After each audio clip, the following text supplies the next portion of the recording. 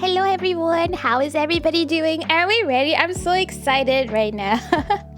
Hi Asta, hi Kohaka, hi Ruben, hi Pack, hi Infamous, hi Set, Hi DBQT, happy birthday DBQT. Hi Kieran, you already got timed out, so I couldn't see your name. You know, how you doing?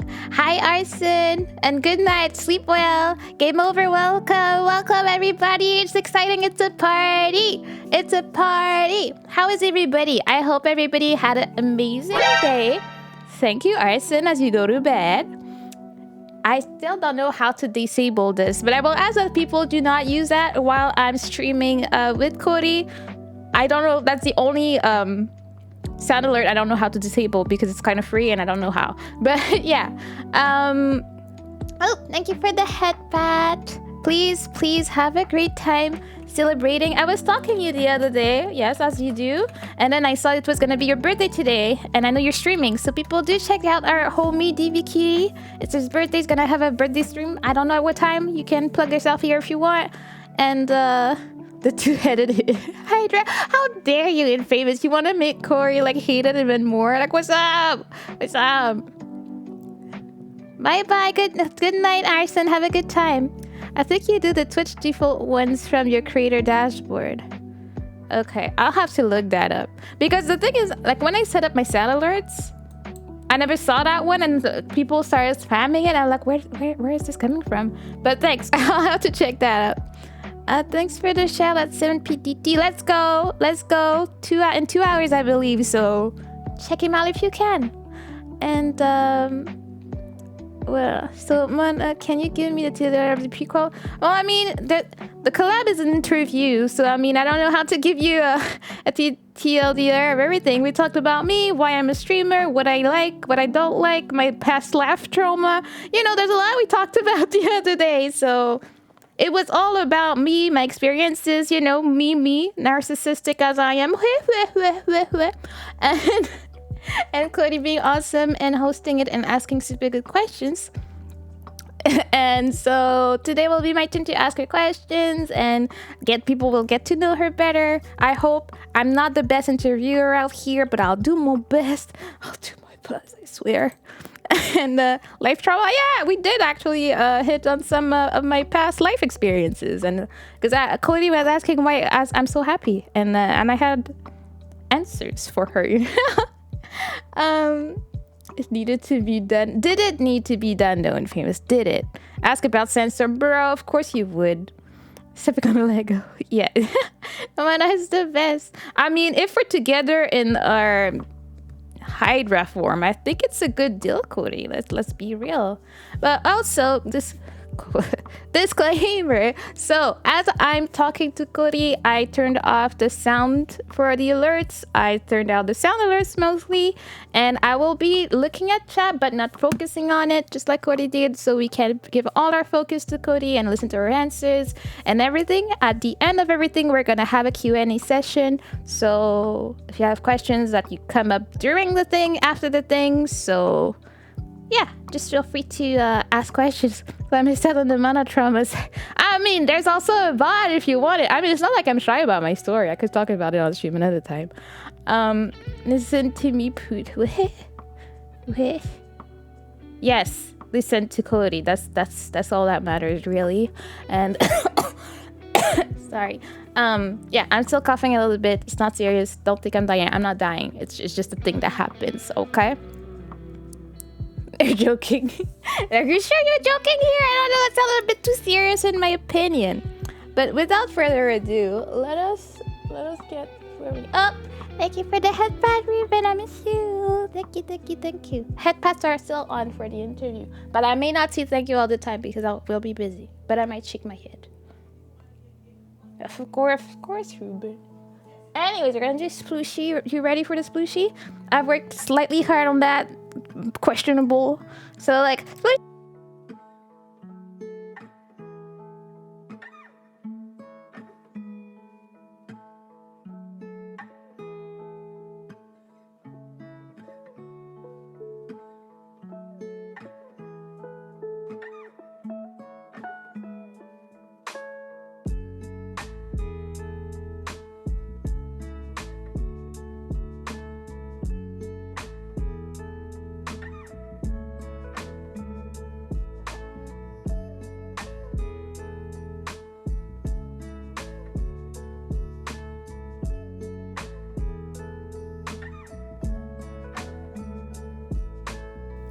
Don't mind me. I forgot to add the mic to my overlay because this is the thing I would do.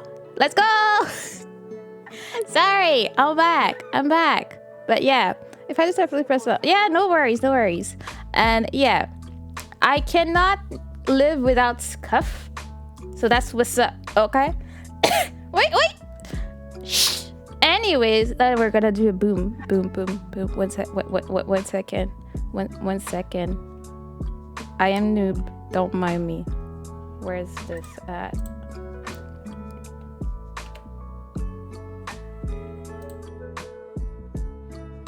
Yeah, I think it's gonna work. We're just gonna hope for the best at this point. I'm scuffed. Okay.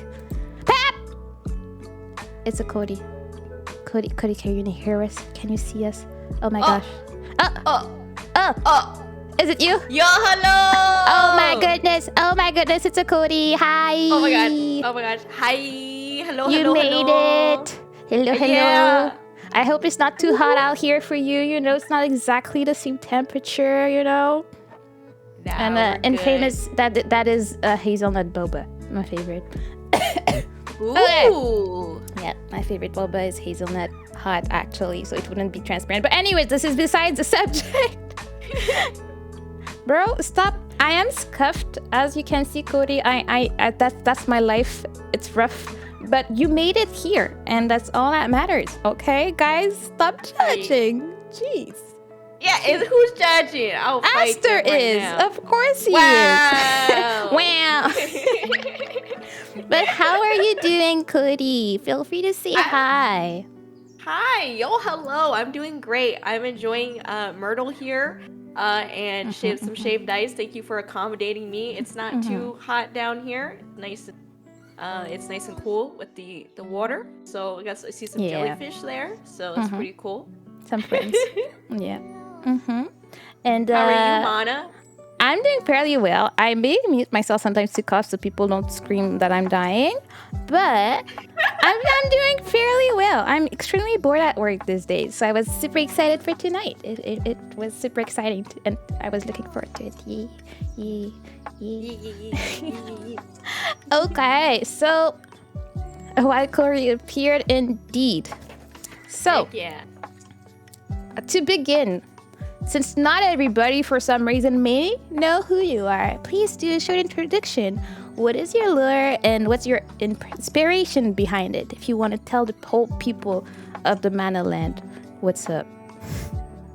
Heck yeah. Gosh, I haven't had to seriously talk about my lore in so long. The TLDR version is basically I'm a crackhead raccoon stuck inside of an ice princess's body, and I'm from a world called Xylon. But the longer version is that there's a war in this world called Xylon, and there's the Rai, which is basically the big enemy, the antagonist, and then the protagonist is the Cordy. And you got kingdoms and stuff, yeah.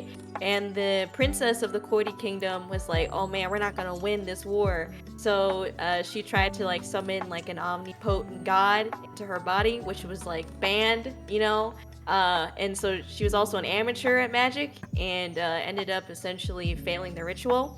And I got isekai'd essentially into her body, so it's pretty epic. No, it's not, but anyway, yeah, it was now basically luckily Korioujo's pretty spoiled by her parents, so I got to ask the court magicians hey, look, technology. And they were okay, they summoned up some microwaves, and they finally summoned up a computer. And I was like, okay, VTubing to stay connected with Earth and ignore the war. And so that's why I do VTubing.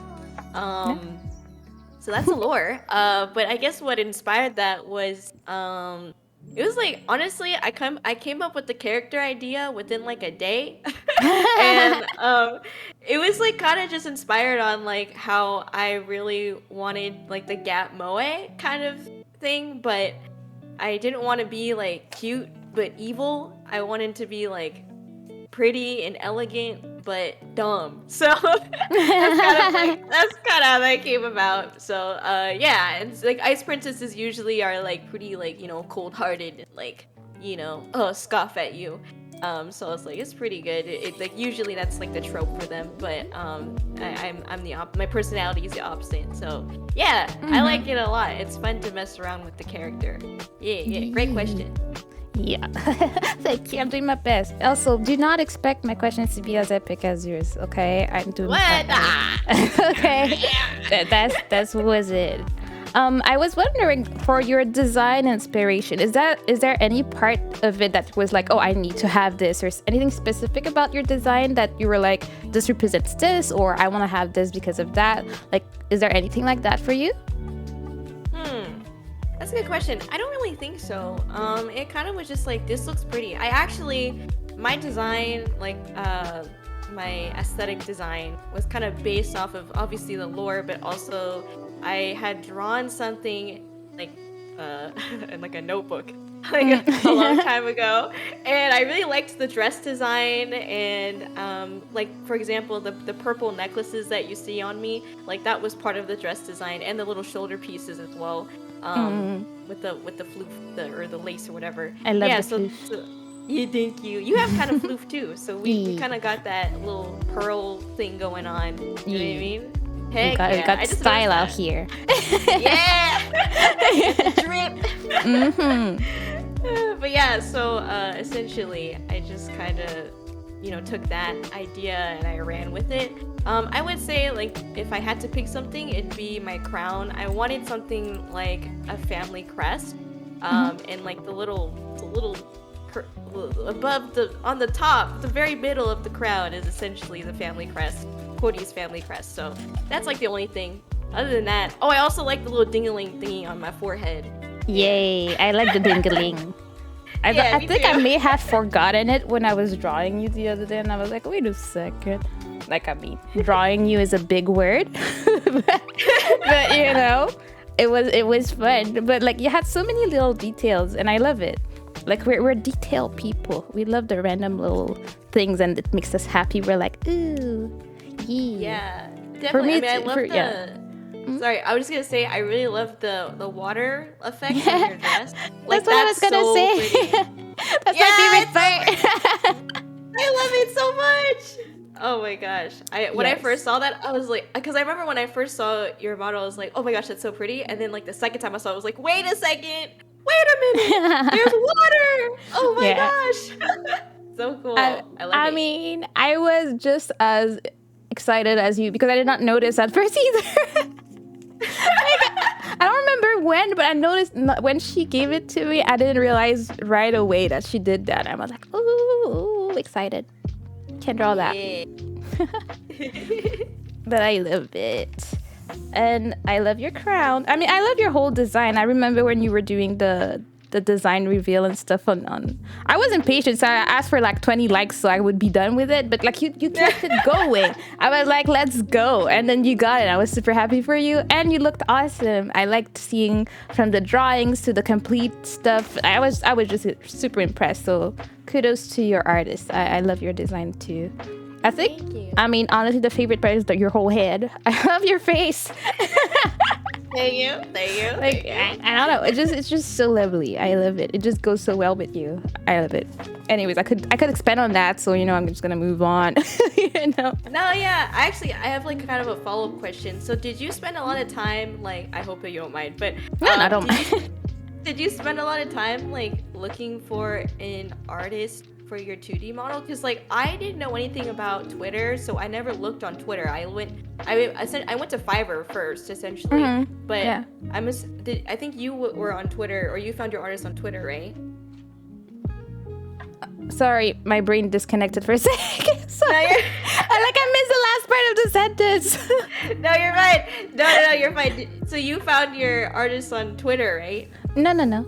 It was a friend of mine. You didn't? No. Oh, a friend of mine. Yeah. Oh. So I used to play a game online, and then I was in a guild and stuff, and there were a lot of artists in the guild, and sometimes they would draw each other's like ROM characters, like their RPG characters and stuff. And I there was a few pieces of art that I really liked, so I looked through all the art, and I was like, I like her art specifically, so that's why I hit her up, like, girl, you take commissions or something? And she was like, yeah. but she didn't know what a VTuber was. So we learned together. Like she was like, so I have to cut it like this and everything. So she learned everything for me. She's never drawn another VTuber or anything. Oh wow, that's awesome. Yeah, she's just That's a so professional artist, and I really like her art. And she was really good. Like I gave her like played like maybe 3 things I really wanted, and then she just went from there. And then we just did some revisions here and there. But it was mostly her work. Not gonna lie. Yeah. Nice. I still don't know where to find artists. To be honest with you, I've been looking for more art, so I just go to see your fan art and see which ones I like, and I contact the artists you got because I'm like, I don't know who I can trust on Twitter. I don't know how this works, you know. But yeah. Sorry about that. My next question was, I wanted to have your point of view of our first encounter. Yeah. Oh, okay. So, yeah, at that time I was, obviously, I think we were both really just starting out. And, but yeah, I was like, I kind of did those like VTubing networking threads, like pretty much every day. Whenever I saw it, I pretty much tried to join in and try to talk to people. So yeah, I came across one, and then I saw your beautiful self, and I was like, oh my god. Also, the whole sea turtle thing was like so cool to me because like I love turtles. I actually used to have a turtle. My baby. Yeah. I don't know if I ever said this. I don't know if I ever told you this, but yeah, I actually used to have a turtle, and her name was Dammy. And that's so cute. Yeah. And yeah, so it was kind of like, oh heck yeah, turtle, and then we just got to talking, and then I think we talked about like, oh, I want to know more about like your lore, like tell me about yourself, and we like just hit it off, and then you hit me in the DMs, and like we talked, and it was just like, it was really natural. And then when I came onto your stream, you still had, I think, like the V-Roid model, which looked great. Okay. Ref days. Oh my gosh. Yeah, flashbacks to the war. No, I'm just kidding. But yeah, when I came on, you were just so like, oh my god, it's Cody! Like the same way that you greet me today was how you greeted me that day, and it just makes me feel so like warm inside. It just makes me feel so like loved and appreciated and like happy. It's like immediately like a serotonin boost. To hear you say, so sweet. Hey, Cody! Yeah. I love you so much. I'm excited every single time I see you. Sorry. I can't help it. No, don't apologize. Keep doing it because I love it. It always makes me want to come back, and I'm sure it makes everybody else want to come back too. Super sweet as usual. How can you? Anyways, turtles are great. You're amazing. I'm so happy we met. I'm so happy. You were the first one to talk, so I'm like just so happy you talked to me, and I'm like, oh, amazing. And yeah. This brings me to my next question, which is, why did you want to stream? It's kind of funny because I had a friend tell me about VTubing, and I was like, I didn't know much about it actually. And thank you for the head pats. Sorry if I missed that. Sorry, I'm a little bit late.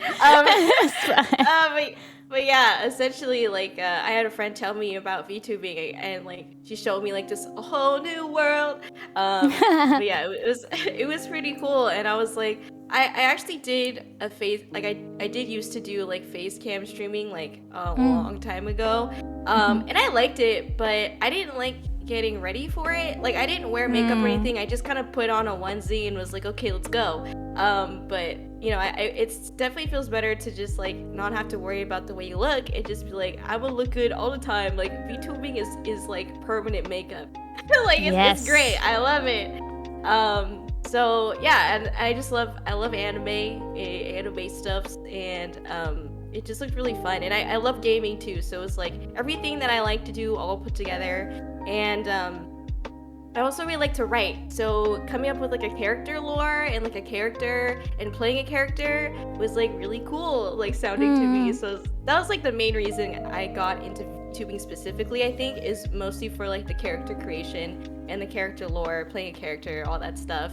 And although it's funny because like I wanted to incorporate writing by now, but I haven't really done that. I mean, I write songs, but I mean more like short stories and all that stuff. But yeah, I mean, I just like to play games, and then I was like, all right, let's stream. We can stream the games and not have to show my crusty face and boom, boom, boom. You know. So Yeah. yeah, that's pretty much. I think that's pretty much it. Yeah. That's super interesting. I also love that I'm looking like trash right now, but nobody needs to know, you know. Really when I get back from home from work and everything, like all the work clothes get out, you know, pajamas and everything. So I feel like there's a lot of advantages. But it's super cool that you used to do face cam. I've never done that, and I will probably never ever do that. I'm too stressed for this. And as you said, I would not want to put in the effort. I can't do that. Exactly. Yeah. Yeah, exactly. And see, I can hide if I have to fart here. Okay? You can't pick your nose. Exactly. Okay. Oh, thank you for the head pats. I'm sorry I'm late. Okay. Yeah, I do love to give head pats for everybody when I have collabs. I think it's a really important fact. Also, Myrtles get one too. If you haven't noticed, there's a little hand for her too. You know, everybody deserves head pats in this house. What was I gonna say? Like when you were doing face cam, what type of content were you doing? Were you doing games, chatting, or was it similar to what you're doing as a VTuber? Yeah, I'd say it's similar. It was just gaming, really. I didn't do it for too long. I mean, I kind of did. I used to be in cosplay, so I did do like, not like cosplay streams, but I would like put some of the cosplay on, or not like in a weird way. Like I'd put like the top part of it on and wear like sweatpants, you know. But like I kind of did like streams like that where I had like cosplay on, but that was a long time ago. So I mean, again, like I definitely prefer using VTubing instead of the face cam because it was just like it felt like extra pressure and like eyes were always on you kind of thing. Thank you for that, Beth. Sorry. It's okay, don't worry. It's delayed for you. Well, that's super fun. I've never done cosplay. I don't know. I'm too scared. I kind of wanna. Why are you scared? I don't know, because I guess I'm the type of person that can be canceled, but I like looking like what it looked like. I know it's all about if you dress like that, you're like them, but I never felt that way about cosplaying personally. I don't mind that people do that, but I feel like it's really like I feel these days it's more doable because there's more and more like a few cool black characters you can do. But I don't like dressing up and supposed to be looking like a white character. To me, it just doesn't work. So I just never did it. Like I have maybe 3 black characters I like and that I would actually cosplay one day, but then I just never did. And maybe I'll do it, but I would feel weird like dressing up as Sailor Moon. It just doesn't work out for me. I can't do that. I don't know, mentally it just doesn't work for me. Like I get it. Yeah, as Ruben said, like cosplay is just cosplaying and having fun. But I'm not picky about a lot of things, but I'm picky about that. At least when it comes to me, I don't care what other people do. They look cool. I'm all for it, and I love how they make it their own and everything. But personally, I would be annoyed at myself, looking at myself, be like, you don't look like Sailor Moon. That's just not it. Like I don't like it. So yeah, that's one of the reasons I've never done it.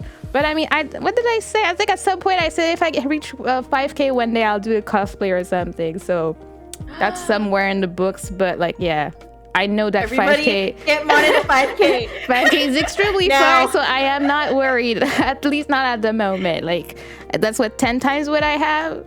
I can't count, so maybe not. But yeah, something like that. So I'm not too worried about it. Maybe one day.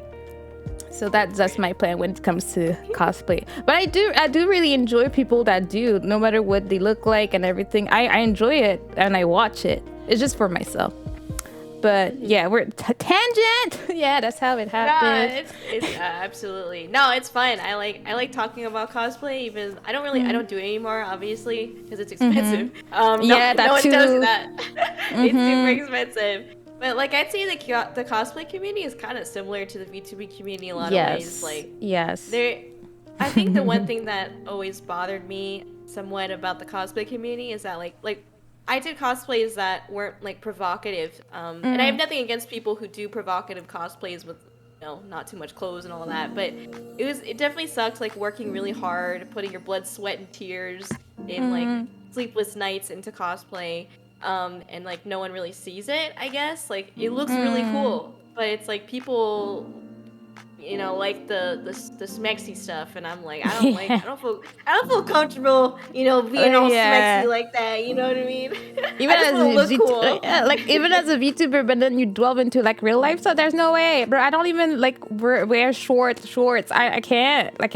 No, like except if I'm in my house where I don't care, or in my yard or something. But I don't get out of the house like that, so I wouldn't see myself like putting on that type of cosplay. Like, bro, like I'm just personally not comfortable. And I get what you say, and it's really similar to VTubing, because let's say you and I, like, we love our models, they're super cool, there's a lot of little details in it.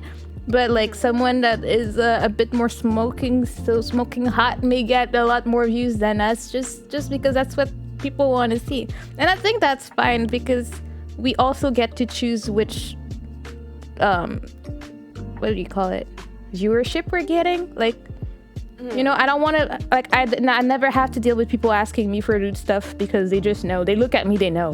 They're like, nah, she ain't it. I'm not gonna get anything from her. Like, nah. So, you know, at least I feel like I've been safe from that type of interaction so far, thanks to it. I guess I do have that type of slightly innocent kind of lost look. So people don't even try. They're like, yeah, no. Like, I mean, most jokes fly over my head anyways, so like, yeah. You're the smart one though. Like, you get them. You can just, you know, get your sound alert readings.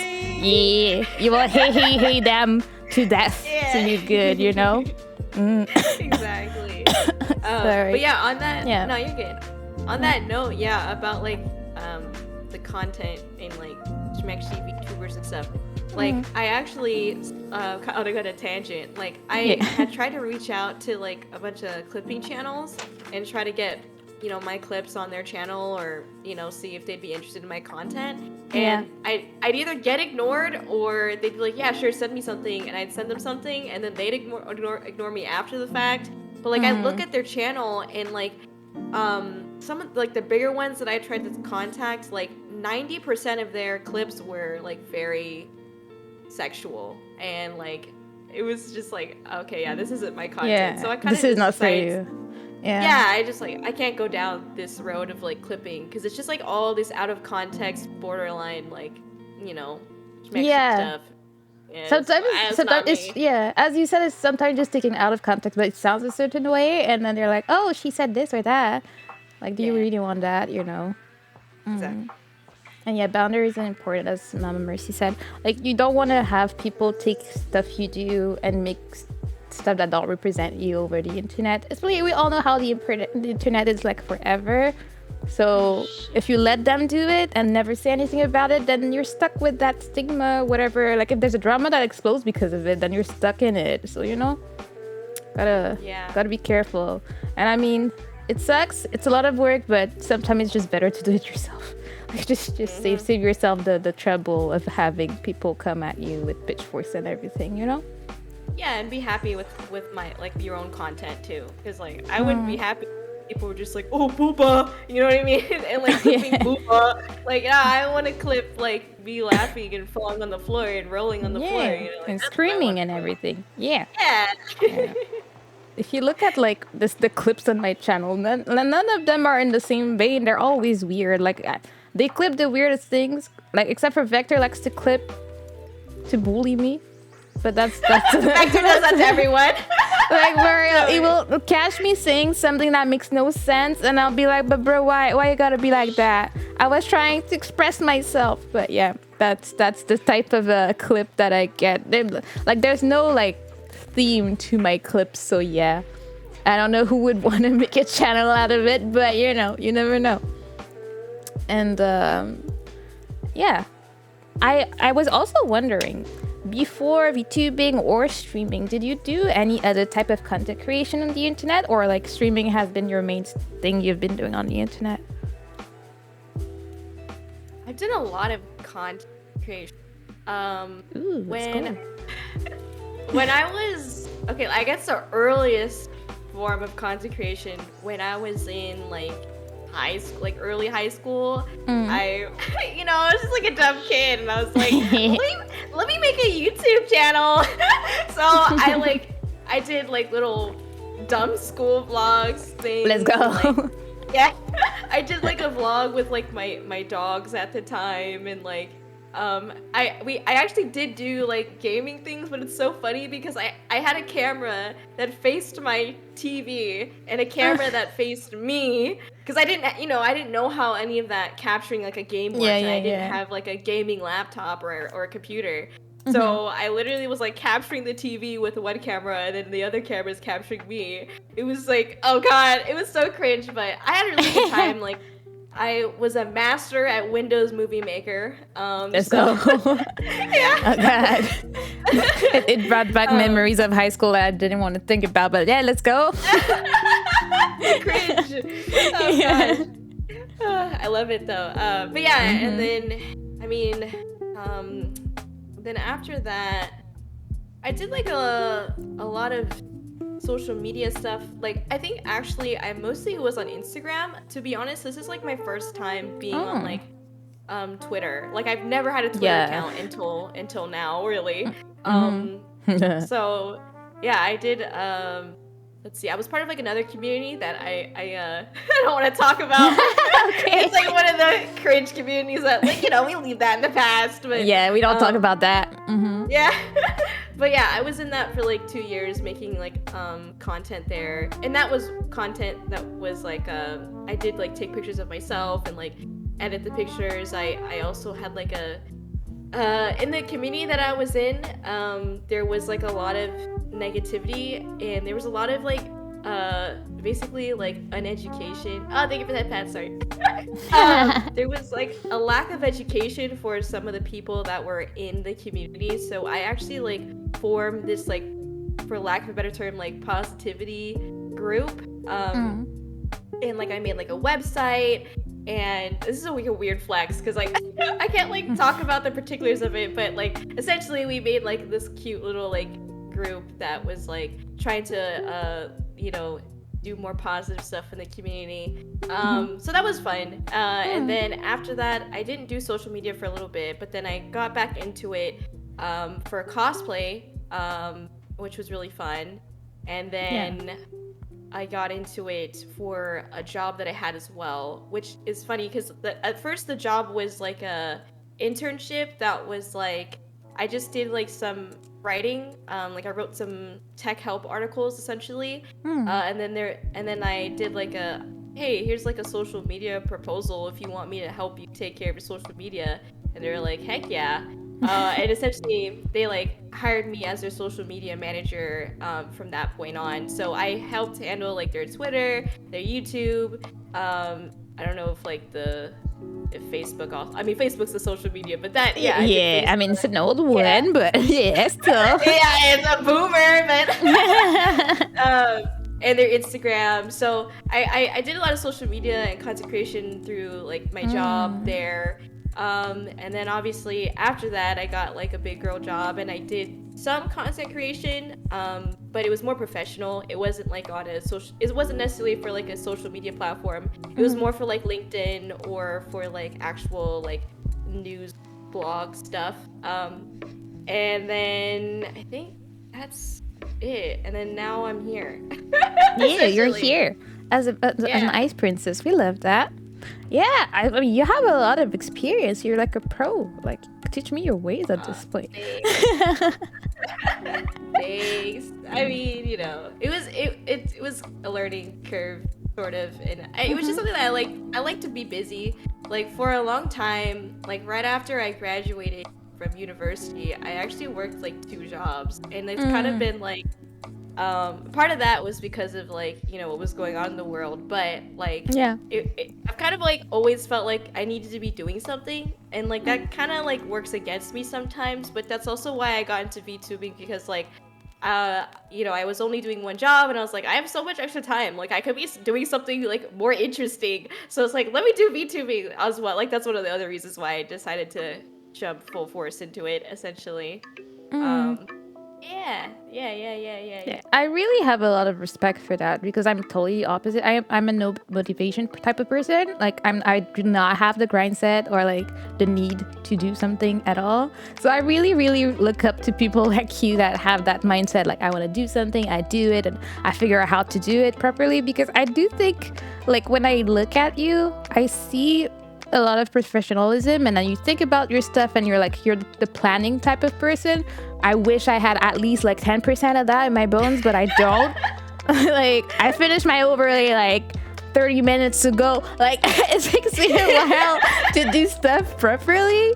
So I really respect that. I'm lazy, Mama Mercy. I can't. I'm lazy, and like if I could not do anything, I would not be. If I did have a need to do something like for survival, I wouldn't. I wouldn't just decide, oh no, I can't be there laying around. Nah, that's not me. I can lay around and do nothing for days. But yeah, I am super proud, like not condescendingly, but like I'm proud of people that I see like succeed, and I see like the work they put in there. And I'm like, yeah, like obviously they deserve that. And I do believe you're one of these people that deserves what they get because you work hard for it. Like it's not just like, I mean, like it would change my whole meaning, but I do think that what you got because you worked so far and you've worked really hard, and you don't give up. And yeah, I think people are attracted to that in your personality, so they just flock to you, and I think that you deserve that attention that you get. And yes. Gosh, thank you. That means a lot because I feel like lately I've been upset at my work ethic. It's been like a little bit too much for me. So that's why that means a lot that as somebody can see that as like inspirational, because like I definitely don't feel like it's something to be inspired for, at least like right now, because I'm like not in a good mindset with it at least. But you know, it happens. But I was gonna say that like I don't think that it's like I don't think you're lazy. I mean, I see a lot of work that you put into the streams as well, and I mean, like you do have these little details where you keep the head pat redeemed or the shaved ice here, like you know, like I like it a lot, and I think it's more of like it's hard to get yourself to do things that are boring, which is like planning and which is like researching. Like it's more like when you're having fun with it, and like how you talked about the other day, like you find things, you get inspired by it, and you take that inspiration, you put your own twist on it, and that's really fun. But with stuff that's like very like technical, where you just I have to set up this overlay, you know, it's like of course you don't want to do it. It's like so straightforward and boring. You can't have any like creativity with it, and especially when you work during the day, it's like you have to be so, you know, logical and rational during the day that like you don't want to do that with streams. You just want to have fun. So I don't think it's being lazy. It's not being lazy. It's just wanting to do what makes you happy and have fun with it. And yeah, I mean, I wish I had like I definitely I didn't say this yesterday, but I think it's so cool that like you see something, and you want to take that as inspiration and do something like for yourself with it. Like when you talked about that, I was like, whoa, that's really cool. Like, because I never really thought of it that way. Like obviously like I took inspiration from different things, but like the way that you phrased it was so like eloquently said. I was like, that's like, it's so cool. Like I don't know how else to say it, but like I admire that in you as well. Me? Eloquent? If you saw that clip that Victor did yesterday, I don't know how you'd feel about that statement, but yes, thank you. But yeah, I do think it's important to do things you like. I mean, I will still say like maybe I'm not 100% lazy, but I am lazy. Like that's just a fact. I know I am like in life in general. But it's true that if I like something, I will put the effort in. That's why like I love Japanese, so I learned it. I had Spanish classes. I didn't care. I don't speak Spanish. It's just like it is. Like I'm good at languages, but if I don't have an interest in it, my brain just refuses to make the effort to learn it. So that's how it works. For English, I just had no choice. Once I got a job, I just had to learn English. At that point, I was panicking about it. But it was more, yeah, it was a necessity, but it was too strong. Like Spanish, I don't need it on a daily basis. So it's like, meh. Yeah. Like I understand some of it because I grew up around a lot of Hispanic people, but that's the extent of it, you know. Yeah, but it's hard when you don't have someone to practice with too. Yeah, but I mean, if you have the will, you will figure it out. That's true. That's true. Yeah. Like I learned Japanese by talking to myself. And people are always really confused, but I still do. I talk to myself a lot in Japanese on a daily basis. So it's just what you do, what you gotta do. And it works out, because when I was in Japan, people were like, how'd you learn? I'm like, talking to myself, homie. And they were like, what?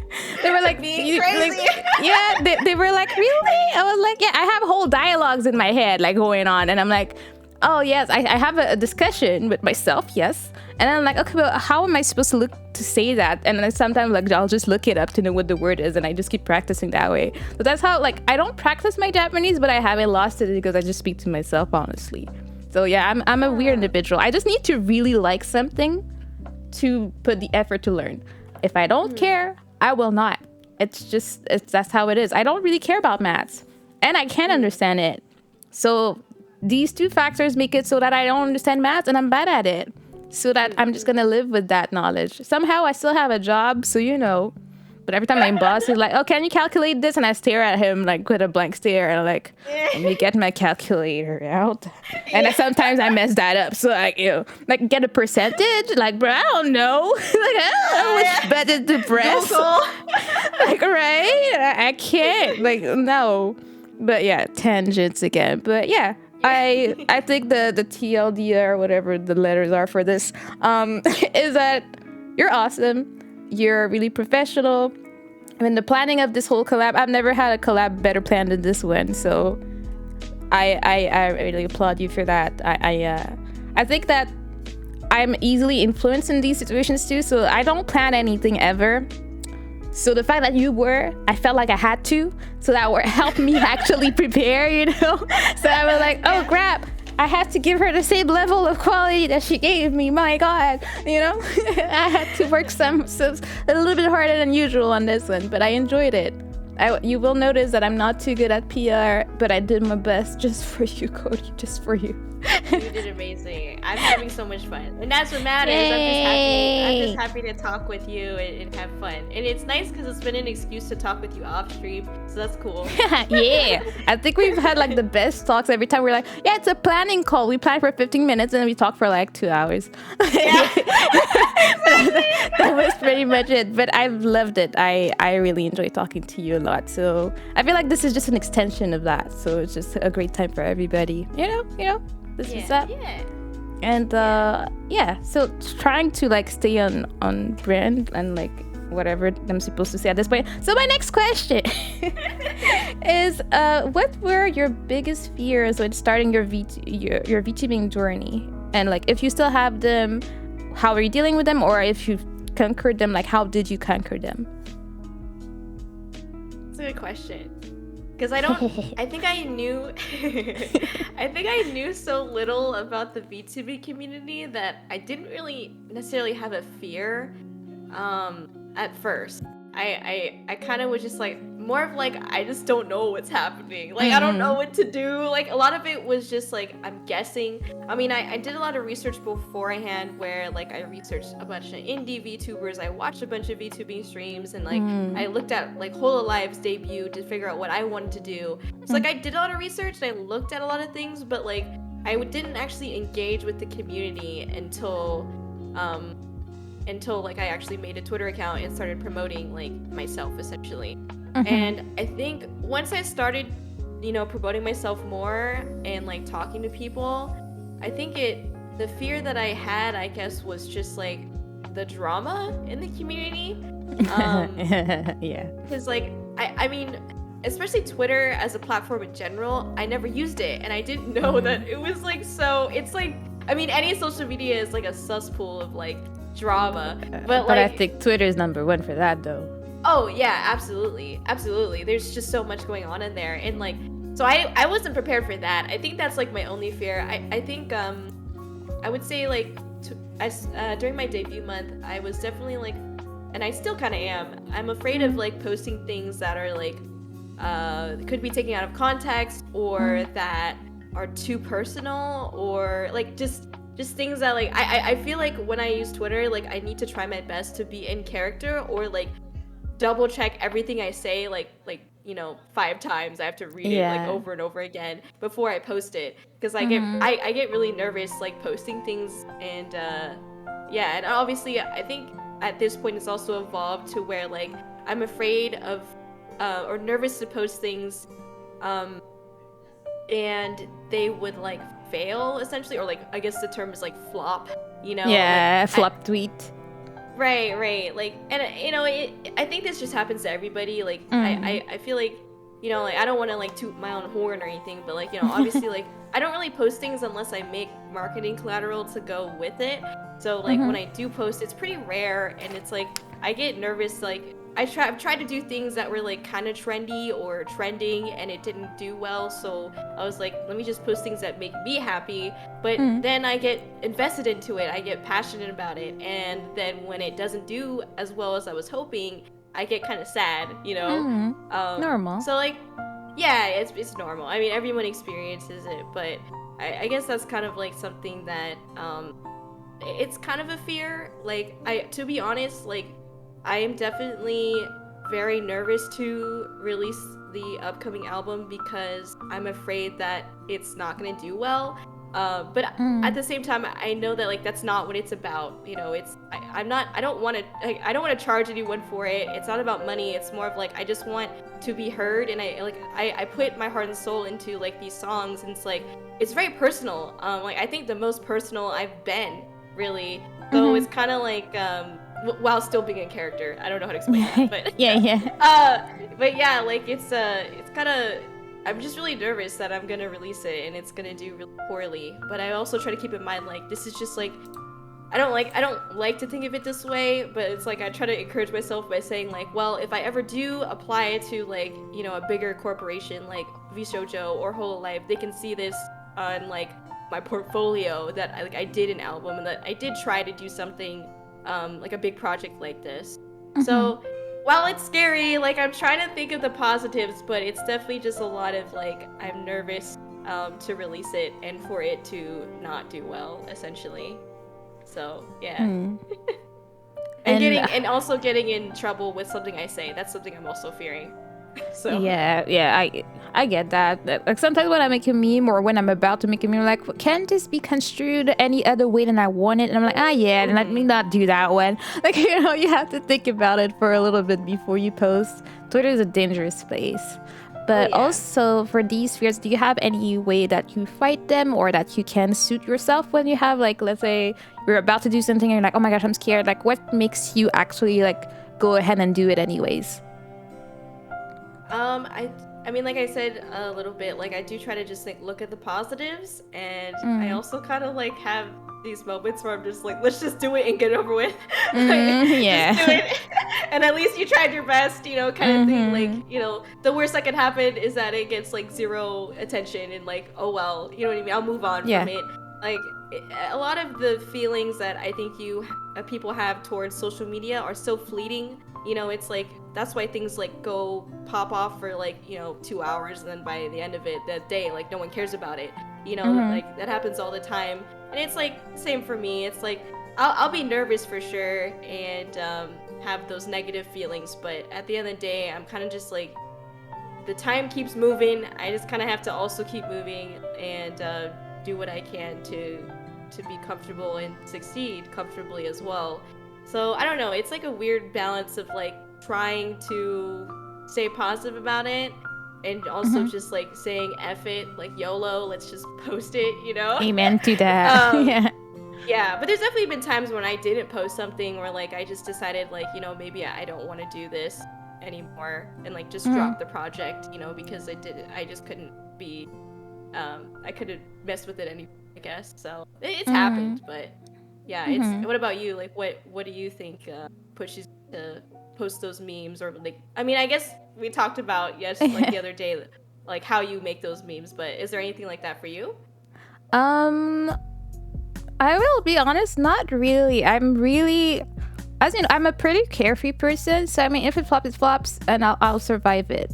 I'll be bummed for 5 minutes and be like, man. Especially these days, like I barely get retweeted by VTuber Twitter bot, and I'm like, bro, why are you hating me like that? Like, why are you like that? And I'm like, bro, why? Like, I make a complaint once in a while to said the bot hates me. But that's the extent of it.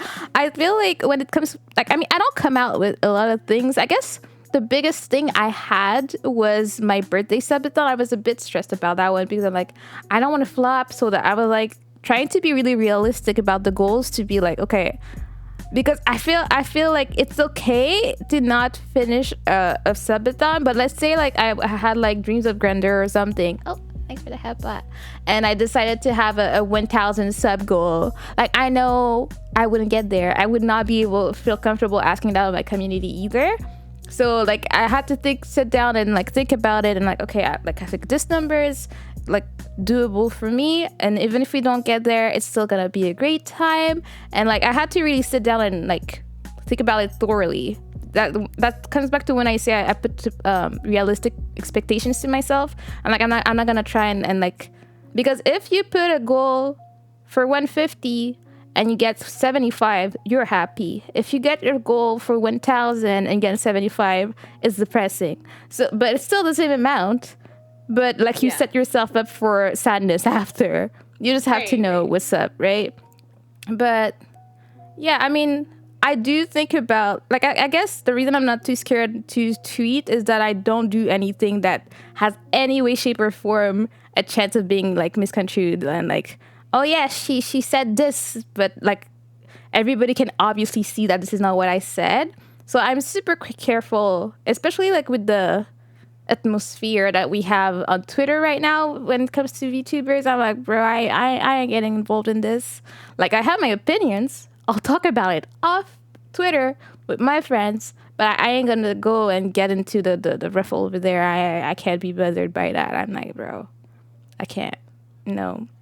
Twitter's a good tool for meeting people, like networking and promoting yourself. I believe that. Anything else, I don't know. I'm not too sure about the usage of this place. It can be really rough. Or you can laugh sometimes. It can be funny. But there's a lot of weirdness. My music just ended, didn't it? No, it's just really silent. Wait a second. I don't hear Cody. Didn't my... 1 second.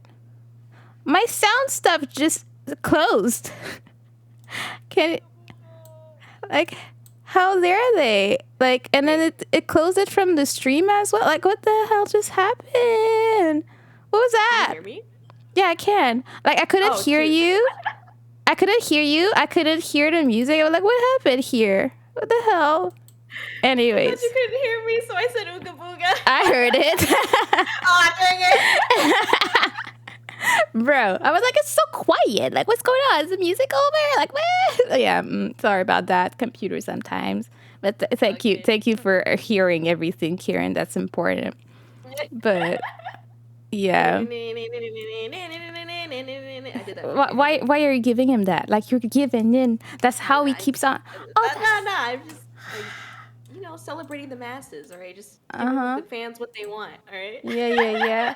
That reminds me, there's something I wanted to add to my overlay and I forgot. Jeez, 1 second. This was super important, especially for tonight. 1 second. Oh, headbutt. Thank you for the headbutt, Tori. Thank you. I don't know where it is actually, but... No, go ahead. Now I'm kind of sad. Like, where is it? No, don't worry. I forgot to say hi to some people. Say hi. I'm sorry, I'm so nervous. Also, I just want to say thank you for having me. I forgot to say that earlier too. Oh my god, where are my manners? Thank you for having me today. Jeez, girl, jeez. No worries. I'm super blessed to have you. As am I. Thank you. But yeah, okay, so hi Mercy. Hi Kieran. Hello Hero King Soul. Hello Mid. What's up dog? Let's see. Oh, also hello Toy Klepto. Toy Klepto was giving us all these head pats. I really appreciate that. All the head pats. Exactly. And I saw Pack, Soul Set. I saw a lot of people. Gold and Infamous as well. It's Infamous. Okay, there we go. Thank you everybody for coming today. Thank you. It's nice to see everybody. Yes, you guys are the best. Thank you everybody for coming. I appreciate you.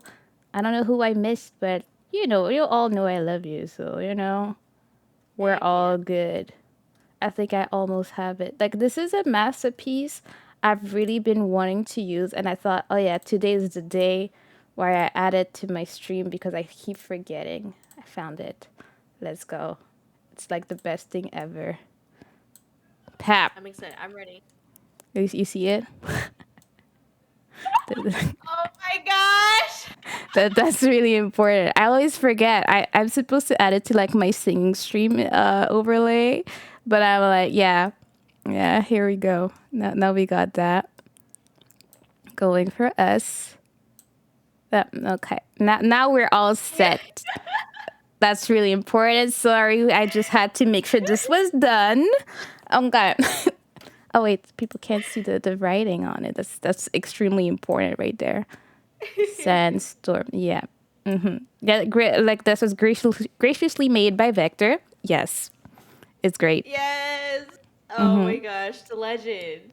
Yeah, Oh my god. Wait, actually, I think I drew him and Vector put him in the no sandstorm. So it's a teamwork. It's great. Yeah, it's beautiful. Yes. Yes, I'll have to add the banhammer for Kieran too. Anyways, back to what we were on. Sorry about that. Yeah, it's like it. Okay, so we had sorry. So my next questions are a bit about music. I was wondering, how long have you been into music? Do you play any instrument? And if not, is there one you'd like to learn one day? Thanks for that, Pap. Thank you for that, Pat. Thank you. Sorry if I'm late. Shoot. Let's see. Well, I play piano. I played piano. Yeah, I don't really play anymore because I don't have one. Oh, Yeah, no that space. sucks. But yeah, I know. I technically have one, but it's not with me. It's not my parents' house. But I mean, I wish I had it. But I also like the pedal, and I don't have like it's an electric, so it doesn't have like the pedal. I mean, I know some electric pianos have it, but the one I have, It's not the same. yeah, it's not the same exactly. So anyway, yeah, I think well for piano, it's kind of like I don't it's kind of weird for me to say that I play it because I'm kind of self-taught. Like I learned it all through like YouTube. High five. Heck yeah! Let's go! Whoop whoop whoop! Let's go. But yeah, and then I did take some guitar lessons, but I didn't Ooh. end up liking guitar. Hurts your fingers, bro. I know, and then your fingers just smell like panties. It's gross. Hey, I'm sorry. It's just something that I had to say. Yeah, yeah, I didn't really enjoy it, and also my instructor was kind of like scary. It's kind of rude. I don't know how to explain Oh, it, but yeah, we don't yeah, want that. yeah, exactly. So yeah, I played guitar for a little bit, but I didn't really get too far with that. But I've always been in like choir. Um, so yeah, when I think I got into choir when I was freshman year, and I did it for like 2 years, in high school. And then I was in theater for like 2 or 3 years. And I was in a musical. So Ooh, epic. yeah, it's pretty cool, yeah. But the musical was actually like ironically, it was like I didn't really know what the musical was about at the time. I didn't really care. I just wanted to be a part of the musical, and it was kind of crazy because it's called if anyone wants to look it up, it's called Bat Boy is the What? musical. Yeah, it's called Bat Boy, and there's like a lot of like really dark things inside of the musical. Like um there is RAPE in it, and Oh God. like they don't it doesn't actually happen. Like we didn't I mean we're high schoolers, we didn't actually like perform that, but like Yeah, it is like but yeah, like the yeah, story is yeah, there's like some pretty deep stuff in the story, questionable and stuff for high schoolers. Okay. yeah. Yeah, absolutely. And I didn't know it until afterwards. I was like, "Oh, wait, this is what it's about." Because I was so focused on like learning the songs, learning the dances, and just having fun. Um, so like I didn't know it until like afterwards. So that was a little bit weird. Gee, Um, that is extremely weird. Okay. yeah, it was, but yeah. And then I was also part of this. What was it called? It was called the OMG. It was like Outrageous Musical Gala thing. That was like kind of it was like I sang Katy Perry's Firework that song. Ooh, I wasn't epic, alone. There's two other people. But yeah, it was cool. epic. Yeah, yeah. It was pretty cool. So that's kind of like the musical stuff. Oh, and then when I as I well when I did like my YouTube channel, I actually wrote songs then too. Let's go. Um yeah, it wasn't anything interesting, but I like played the piano and I sang a song to it. And like Mm-hmm. during when I was in choir, my our music director let me we called us like the Aka trio because there was three of us and three girls and we would like perform songs that we felt like doing like some Bruno Mars songs. We Mm-hmm. did Miserables, the that musical. I I don't know if love I said that like I, correctly. I I just love how everybody butchers that. It's just great. It's always different too. I It's just great. I'm sorry. Oh my gosh. But yeah, we did I Dreamed a Dream, that song. Hmm. Yeah, and then I also performed some like original songs there too with my Aka trio, which was fun. And Ooh, it actually got in like the school newspaper and I was like, let's go. finally Yes, you famous. you are famous. What do you Yeah. mean? Oh Hmm. my gosh, thank you. But on like the I guess on the music stuff, yeah, like then I got into like college and I got really depressed. Not depressed, but like I don't know. I did get Yeah. depressed, but it's like college is Mm, a lot of it's a lot of pressure. So yeah, it I is. like yeah, it's definitely just like I wrote a lot of songs about, being under that pressure and like just being emotional and being like emo kid. But yeah, so I wrote a lot of songs then and I guess like that kind of just evolved to that's like kind of how I got to where I'm at now where like I just kind of make songs about kind of how I'm feeling and fun stuff like that and uh yeah, that's how I got Mm. here, I guess. I don't think there's anything else like musically that I've done. I've done a lot of performances. I was like in I was in like a jazz dance class and Girl. so I did a lot of performances. I was in a fashion show as well. When- What? You were in yes. everything. You were like the type of like super active kid in school. I get somewhat, I yeah. mean, I wasn't doing anything. So to me, you named way more things than anything I would have done in my life. So yes, you were active, girl. Like more than active. Thanks. Yeah, it was mostly my parents that were encouraging me to do all these things. Like it was a lot of pressure though. Like I think that's why Mm. like when I got into college, it was like a lot of pressure for me because like there was so much like we gave you all the tools for success, so you have to like graduate within 4 years and be done and get straight A's and Oh like all that. God. So yeah, there was a lot of Yeah. it's both a good and a bad. It's a curse and a blessing. Thank you. Yeah. I mean, yeah, it was the same for me, but I just disappointed though. That's what's No, like, no, not bro, like, I didn't know what I wanted to do. Everything I wanted to do, they were like, bro, we didn't send you to private school for this, so like, find something. And I'm like, oh yeah, okay. And then I almost burned down and I quit school. That was that. Thanks for the head back. Yeah, I took a year off school, and then after that, I went to Japan. And then when I came Heck back, I kind yeah. of knew what I wanted to do. That's when I did like Asian studies because that's actually what I wanted Hmm. to do in life. Well, I Yeah. mean, it's not like I'm working in that department, but for once in my life, I enjoyed school. So yeah, I get the feeling. My parents, like, I went back to school to be able to do office work so that I would give them like peace of mind that I like if they die tomorrow, I'm still gonna have a job. That's why I'm Hmm. doing what I'm doing, and probably why I hate my job because I don't have any like passion for it. I didn't study for this specific job. I'm just doing office work. But yeah, I get you. Parents, one thing, but I mean, one of the four of us made it. Like she got a master's, so we're proud. Like we're like, you did it for us, You girl. did it. You know, Thanks. Take all the like pressure off my yeah. back. Like by the time that they were at me, they were like, "Bro, we just want you to just do anything, just do something at this point." So yeah, they lowered the expectations after a while. Oh, They I had no see. choice, you know.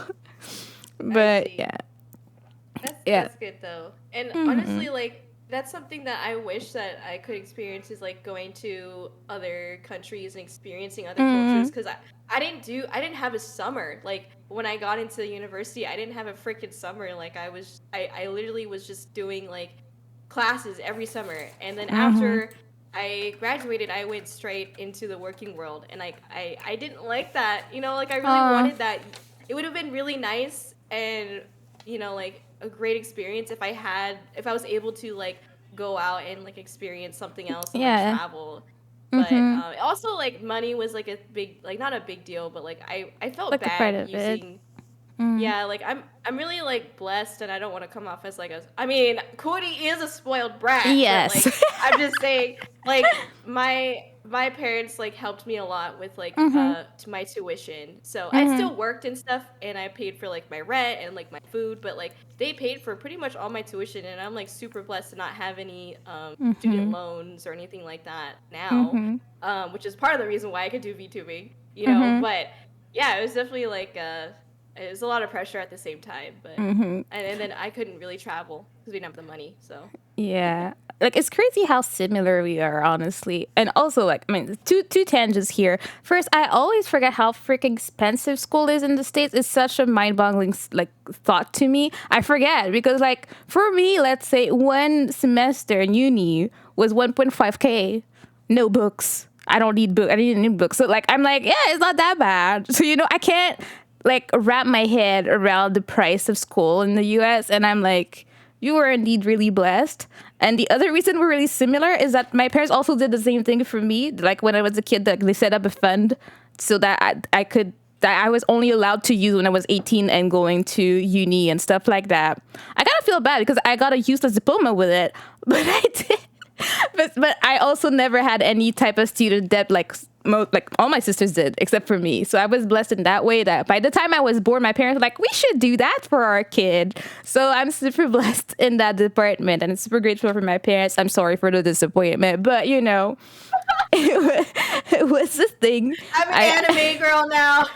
Yeah, I'm an anime girl at night. I am an office depressed lady at day. Like, let's go. That's how it go. That's how it be. I mean, I'm not depressed, but I'm unhappy. Let's say when it comes to work, that's just the reality of it. Is there anything I can do about it? Not really. I'm just gonna suck it up and save my money and hope I get a rich husband or something. I don't know, but yeah, Heck yeah, I'm rooting for you.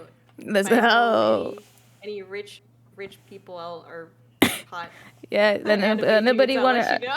know. Yeah, like any hot anime dude that likes turtle and housewives. Let's go, let's go. I'll be Yeah. there. I'll take care of our homie. Anyways, Oh, tangents, I wanted savage to ask. tangents. I'm Mm? sorry, this is Yeah, another yeah. tangent, but Go ahead, so tangents. We love them. you know how you want to be a housewife? Do you like to cook? I mean, I don't Um, know, just curious. I love how specific this is. I don't mind cooking, and I'm not bad at it. I don't do it often because I'm lazy, as we Mm. established earlier. Like I can cook, and like when I find a new recipe, I'll be like, "Oh, let's do this and let's do that," and I'll try stuff.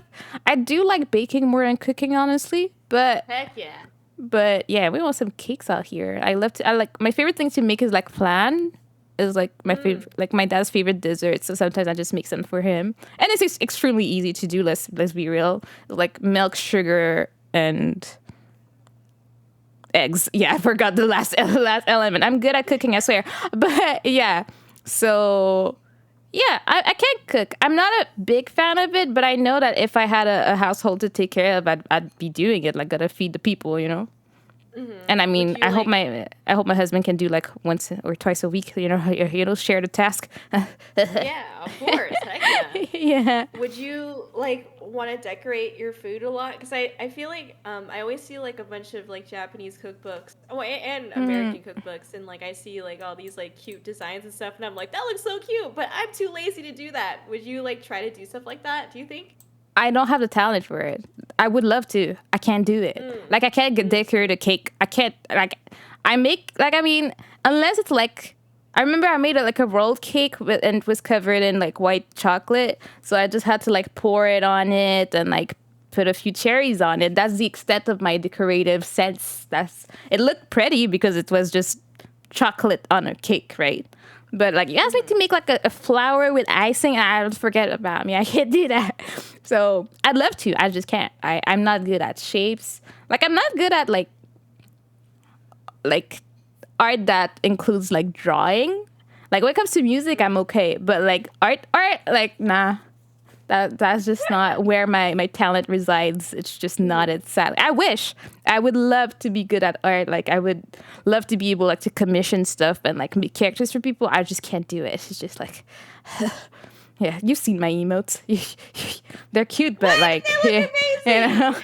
you know. I mean, I just wanted to have my mod emotes. They're there, but that's the extent of it. They're yeah. But yeah, I would love to learn Tori, but I know you would get disappointed in me extremely fast. That's the only thing. Yeah, I'm also a bad student and I'm lazy, so I don't know.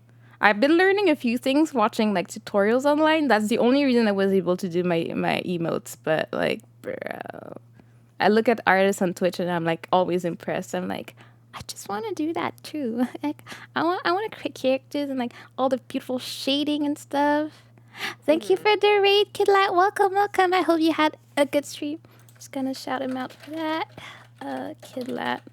I really need to pay attention because I'm not used to not having the sound. I'm like, what was that notification? I put them so small. I'm like, what was that? You know?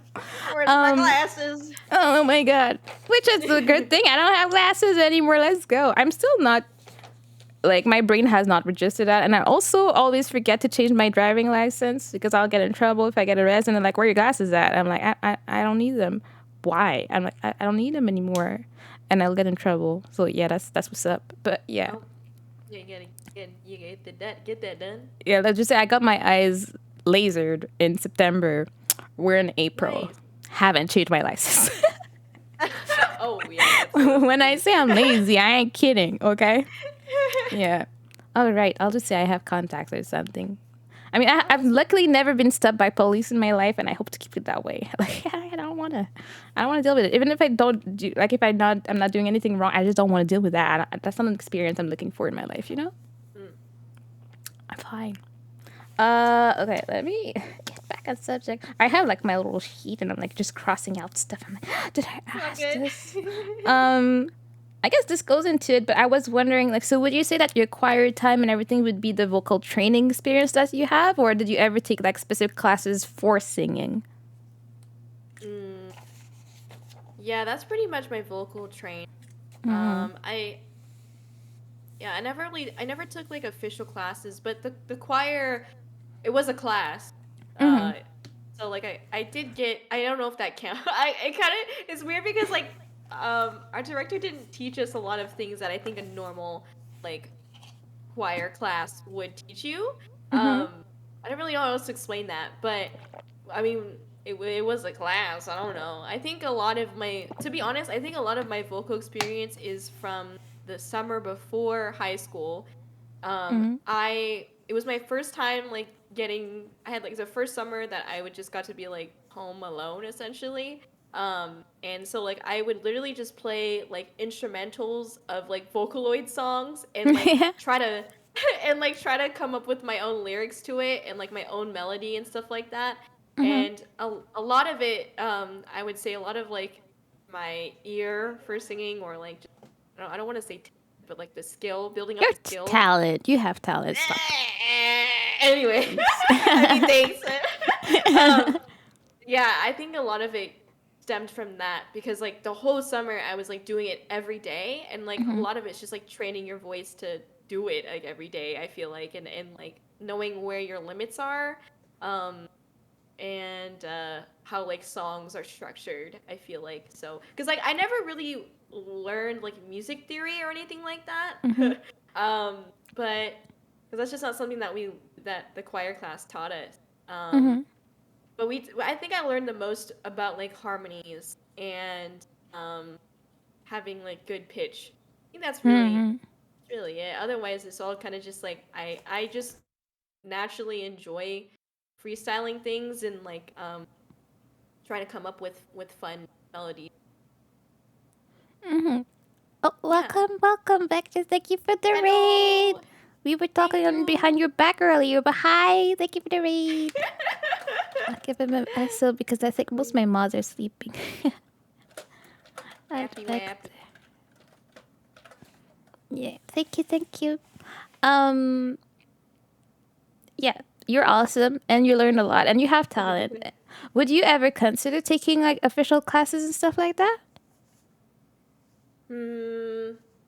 I think if I got into like a big like corporate or group, then like yeah, I would.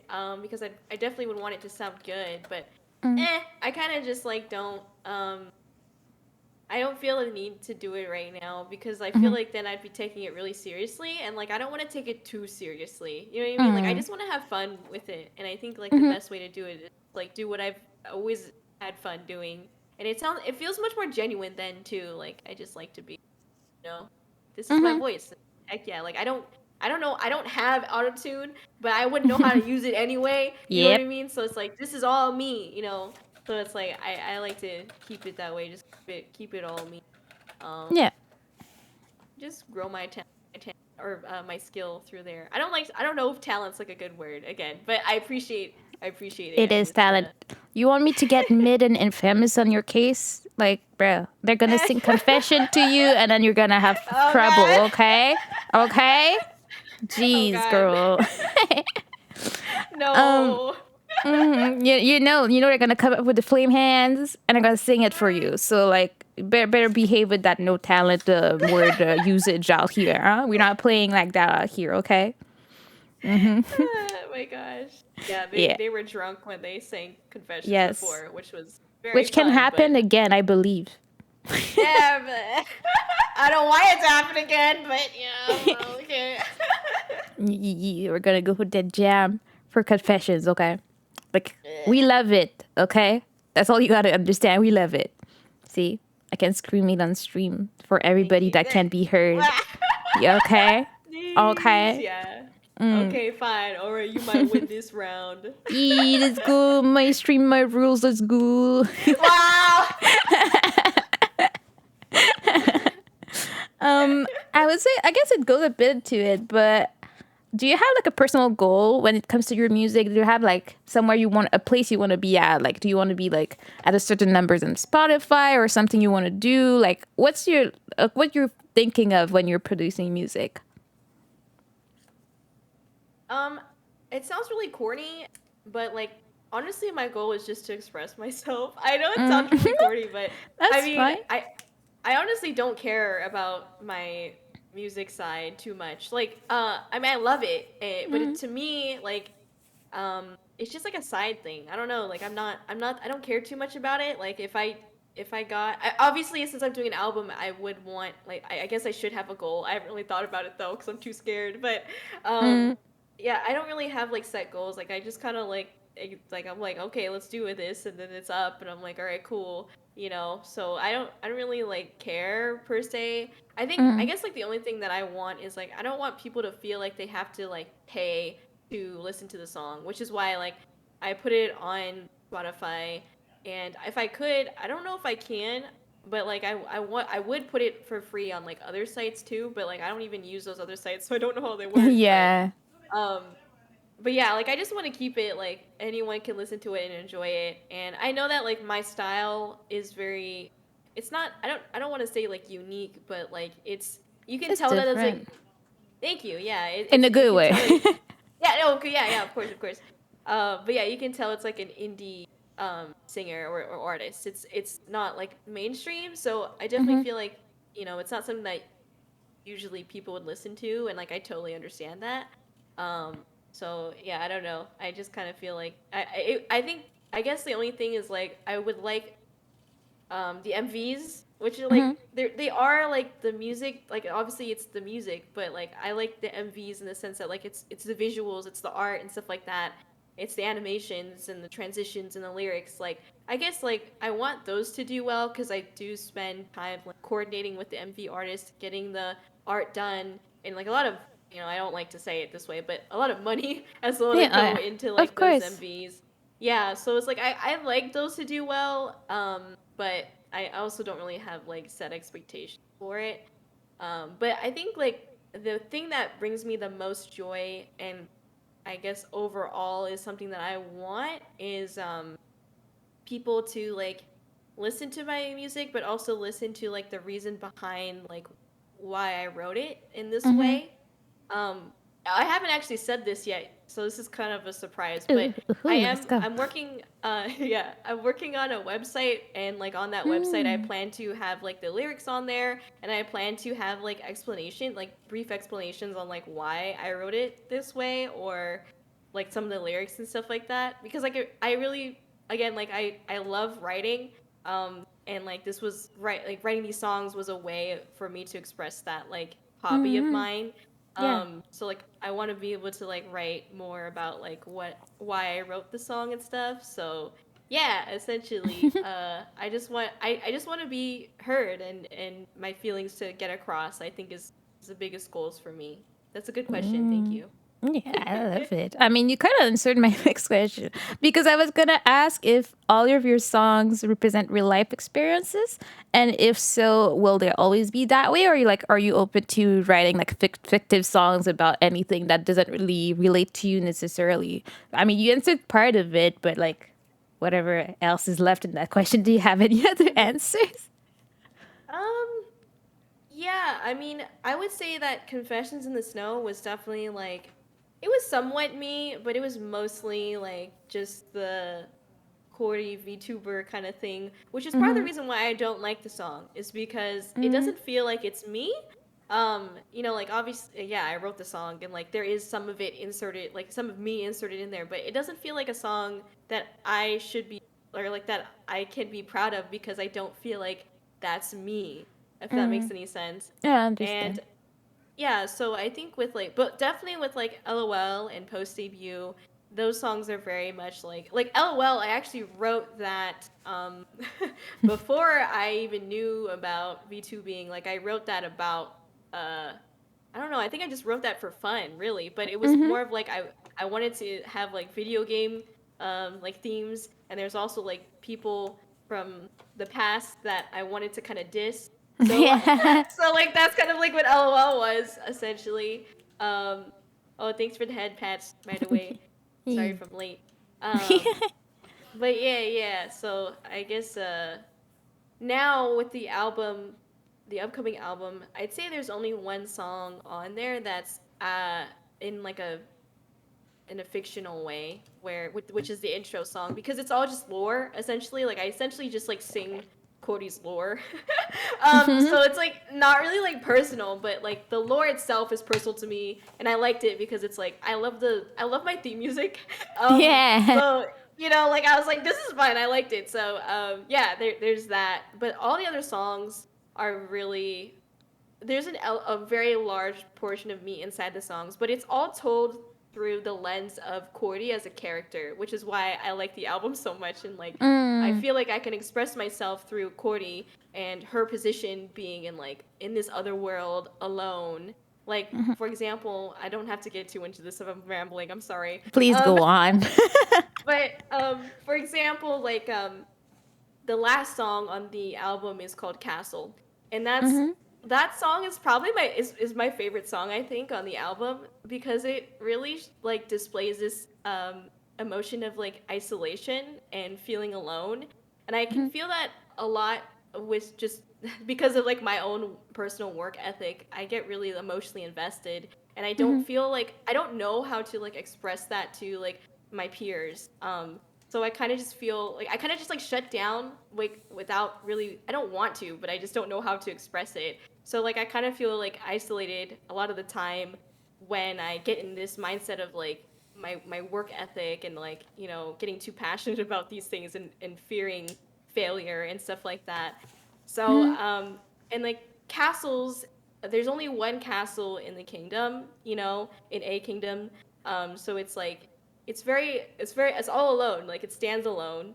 Mm-hmm. Being a princess going on to potentially being like a queen is also like a really scary thing, because like you're kind of like having to switch your identity to one that is for the people, which is kind of Mm-hmm. similar to VTubing, where you have to switch your personality that is for your viewers. Not all the time, obviously. Like Mm-hmm. obviously you're a very genuine streamer. Like this is definitely like this is very personal for you, and like extension of you for sure.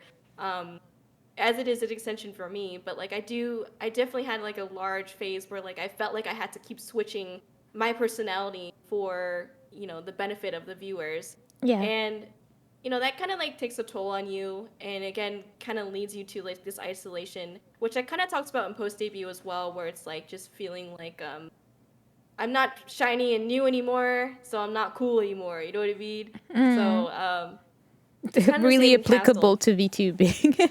Yeah, right, exactly. So Castle kind of goes into like that same kind of mode where it's like feeling like alone and like lost. And one of the lines that I have that I think anyone could resonate with is what is it? Like basically the line is like reaching out to like snowflakes that can't touch, and like sanity slipping out of your clutch. Kind of it's better in the song. Anyway, um, but yeah, like it's essentially like what stemmed from that was like looking at numbers, Mm-hmm. and like you see all these snowflakes, which is like viewers or these numbers, but you can't touch them. You can't interact with them, but they're there, and you can't help but look at them. And like Mm-hmm. because of that, you're kind of like losing yourself. But at the Mm. same, so like it's very much like a line like that is obviously told through the lens of Cody as a character. Mm-hmm. But also like it's definitely me, because like I do get worried over numbers. That's why I turned off my viewer count, like you Let's told me, Mana. go. Thank you for that. Heck yeah. So like Life like I saving. exactly, I know, exactly, mood saving, like whole day night Mm-hmm. saving. Yes. Um, but yeah, like I definitely it's definitely like very personal, but it's like personal through a weird way because it's like still through Cordy. Yeah, But but it's like yeah. a an expression like outlet for you, and like you get to tell your story, even though it's nuanced to like fit your character, I guess. But you're still Hmm. telling like personal stuff through it, which is really cool to me. Thank you. Yeah, I'm glad it gets across because Mm-hmm. I'm really proud of like lines like that. Mm-hmm. So Yeah, yeah. like Anyway. I could watch, I couldn't watch the whole thing when you had your special stream for post debut, but I was so into it, and I loved how you dissected the song and you explained everything, so that even if some things like to me made sense right away, like you wanted to make sure that everybody understood where you were coming from and why you were writing what you were, and I thought that was really Hmm. cool. I don't think I see that a lot with when songs come out from bigger VTuber or artists in general. They don't necessarily explain it. Like, I guess expect people to take the time to dissect it, and like people in the community talk to each other about it, and then they figure it out together. But I feel like it's good that like it's a good thing that you took the time to explain exactly what it meant, because it meant so much for you that you wanted to make sure that people understand it as well, and not just dismiss all the good things you had to say about it. Because to me, post debut, yes, I was listening on my phone at work. I was like, let's go, let's jam to that. And I think post debut is just such a good way to recap what happens to so many VTubers and like how you can feel. And I think it's not just VTubers, but like every time you start in a new community, you're shiny for a while, and at some point people may get tired of you. Like some people don't, and like they just make it, and like more power to them, I wish.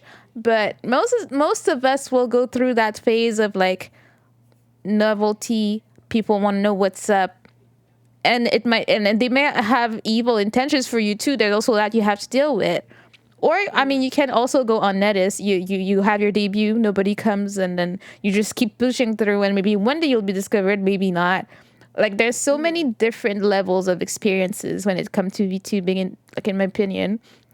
And I love Hmm. that you touch on so many things that happen with it, because as someone that has a pretty like, what do you call it, slow like curve of growth, like I'm pretty steady, like I'm not slowing down, I'm not going super fast, I'm just doing whatever I'm doing and I'm okay with it. Hmm. I never got to know like what it is. Like I would say that you had a pretty explosive start, like where people were like always there for your month debut, and then you exploded a bit on Twitter, and I think you had that whole really cool experience. But I've never had the chance to see how, like, see it in the lens of someone that went through that explosive start. And I think it was good. Like I liked being able to have this insight And I think it's interesting, like, because I never had like people coming to try and trip me up in my DMs. People don't care. They don't know who I am. So I never had to deal with that. And I don't mind. I don't mind that. But yeah, AKA what I'm trying to say. And I'm really happy and grateful that you came out with that song and that you took the time to explain it to the community. I guess that's what I'm trying to say for 10 minutes. Yeah. That's the No, thank you.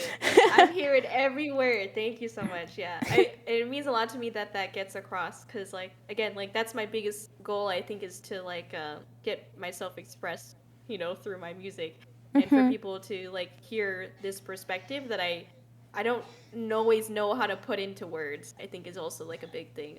I don't know how to put into words like a really weird time in VTubing. Yeah. But yeah, I'm so glad that it got across because like that means a lot to me. Thank you. And I think I have one last question concerning your music. I know it was a big chunk of my questions, but No, it's all good. but I love it's it. super interesting. I love knowing more about your music. But I was wondering, where did you get like the idea that you wanted to make a whole album? Because you've been doing songs one at a time. Like, where did that come from? That you're like, I'm gonna make a whole album. And what is the message that you want people to get from it? If it's not a spoiler, I don't know. But like, what is the story you're building around it that you want to have conveyed to people when you release this album on May 28th? People just mark it up. I don't know. Just saying. Thank you. Thank you. Okay, wait. Let me get to your first question. What was your first question again? It was like, where did the idea to make a whole album come from? Because you've been releasing songs one after the other. Like, how did you come up with I'm gonna make a whole album? Okay, got it. Sorry. That's a good question because I honestly, it was kind of just like this would be fun. I don't know, like I was kind of like naive to be honest. Like I was like, oh, I can do this. Like this actually happened like right after LOL. That I decided like I could work on an album. So it's been like months in the making, but that's why like I planned it to have. So LOL was like the Mimi rap song, and then Confessions came out, which was like the like cute anime rock-ish song, and then Post Debut, which was like in the middle, which had like this soulful, R&B type thing, and then a beat switch that was like rappy. Yeah. And I was like, that's why I planned it that way. But it was right after LOL that I was like, I could do an album like it's only like nine songs, so 8, 9 songs. That's like, a lot, girl. I know I was super naive. I was like I did not actually realize like how much work was gonna go through this, but I don't regret it for sure. Like it's been like a really fun learning process, and it's been great to like do these songs and experiment with it. I feel like since LOL, you can definitely hear the mixing and mastering is so much better since You're that learning. song. Yeah, I So feel you on that, girl. oh yeah, you get it, Mana. You got those covers going on. Yeah. But yeah, I guess I just really wanted to do like a really big project, and I know that like everybody does. I think for most VTubers, the big project is getting a new model or like doing a re-debut, getting new stream assets and stuff, which is like amazing, right? And for me, at that time, I was like, I'm not interested in getting a new model. I don't think I'd really ever be interested, which is why like the models that are coming out, they're actually they're in Honey. I call her Honey, but her name is like Monstrella on Twitter. But Honey is art style because like pretty much the rest of the album artwork or most of the album artwork is in Honey's art style. So I wanted the models to match that art style, and so like yeah, I just kind of I don't know. I just was like I want to do like I don't want to do a re-debut. That's not something that I want to do because I love my model now. But I love music and I want to do like a big project. So it's like I just want to do an album and just see where it goes. And I think an album would be. I think it's always kind of like been a dream for me to like kind of do music. I think like after, my first dream job when I was in elementary school was being a farmer. And Let's go. My second one, yeah, I loved animals. I still do, but I realize that that's not really cool. But essentially like after that point I think I wanted to be like a singer at some point. So like it definitely was like an old like passion of mine to like do something like an album. And so yeah, I guess that's kind of what stemmed from it. I just wanted to do something a little bit different. I don't I'm kind of similar in the way like I want to take inspiration from things, but like I want to have fun with it and like do my own spin on it. So like Mm-hmm. again, I didn't want to do a re-debut. I didn't want to reset everything exactly, Yeah. but I definitely wanted to do some resets. Like I felt like some of my stream assets were old. I wanted to do something new, and I did want like new models because that would just be fun, you know. So I Mm-hmm. was like, you know, let's just do it. Let's just hammer out these three new models. And have it be related to the album specifically, promote the album. I wanted new Mm-hmm. outfits as well. Like I wanted something. I just want to change it up like a little bit. So Mm-hmm. I think it was I like a get really you. good in between. Mm-hmm. Yeah. So I guess that's kind of what inspired it was just that I wanted to do a big project, and I was Yeah. naive. So But you did it, so you can pat yourself on the back. Like you can be extremely proud of yourself. thank you. Thank Mm-hmm. you so much. Sorry. And then your second question was what I want people to take away from the album, right? Yes. Yeah. That's kind of hard. Mm-hmm. I guess like the biggest thing is that all the songs are very different from each other, and that's one of the reasons why I chose the title Interstellar Ice, because Mm-hmm. like the definition of interstellar ice is like a bunch of like different kinds of dust particles, like kind of like Mm-hmm. together essentially. And Yeah. so I kind of wanted I definitely have like this theme of like no song is like similar to each other. They're all vastly different in their own ways. And Mm-hmm. I guess like the thing and that's like why I love Cody a lot as a character too, because like she has so many different sides of her and like layers, I guess. Layers. Shrek, sorry. um sorry. Yeah, so I think I guess what I wanted to take away was just like this different side of Cody as a character as well as me as a streamer. Because like I don't what I have never really talked about for Cody as a character is that she actually does like really miss Earth. Like she's in like a she doesn't actually like she doesn't like the isekai. Like she feels really alone, you know? And Mm-hmm. I think like there's a lot of that inside of like the album as well of just like being in a world that you don't understand, you know?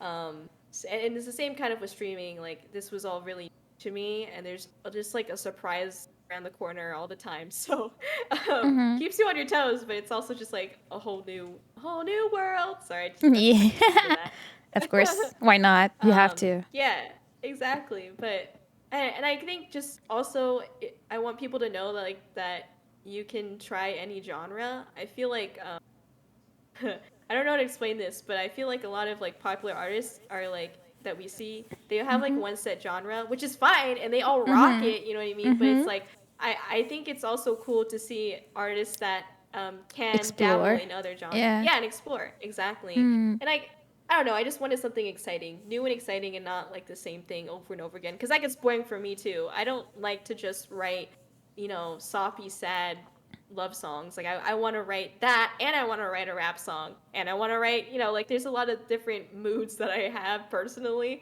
So like I want to be able to express all of those. Mm-hmm. Um so yeah, I hope that I also just hope that it like continues to inspire like other YouTubers. I'm not saying this in like a narcissistic like oh I'm so big, I'm so cool, but you Nah. know like I No, we get I it. just We get it. We know you. We're not gonna misconstrue your stuff like we were on Twitter here, okay?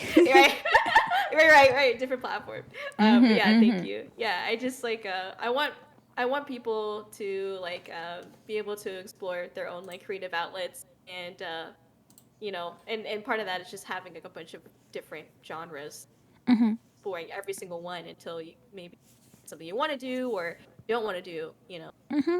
I like think I'm really it's like yeah. It's out sorry there. go It's ahead fun. I just like the diversity of it. yeah thank you so much I like to keep it exciting and not stagnate just like my streams it's a bunch of chaos Hey, so let's uh, go.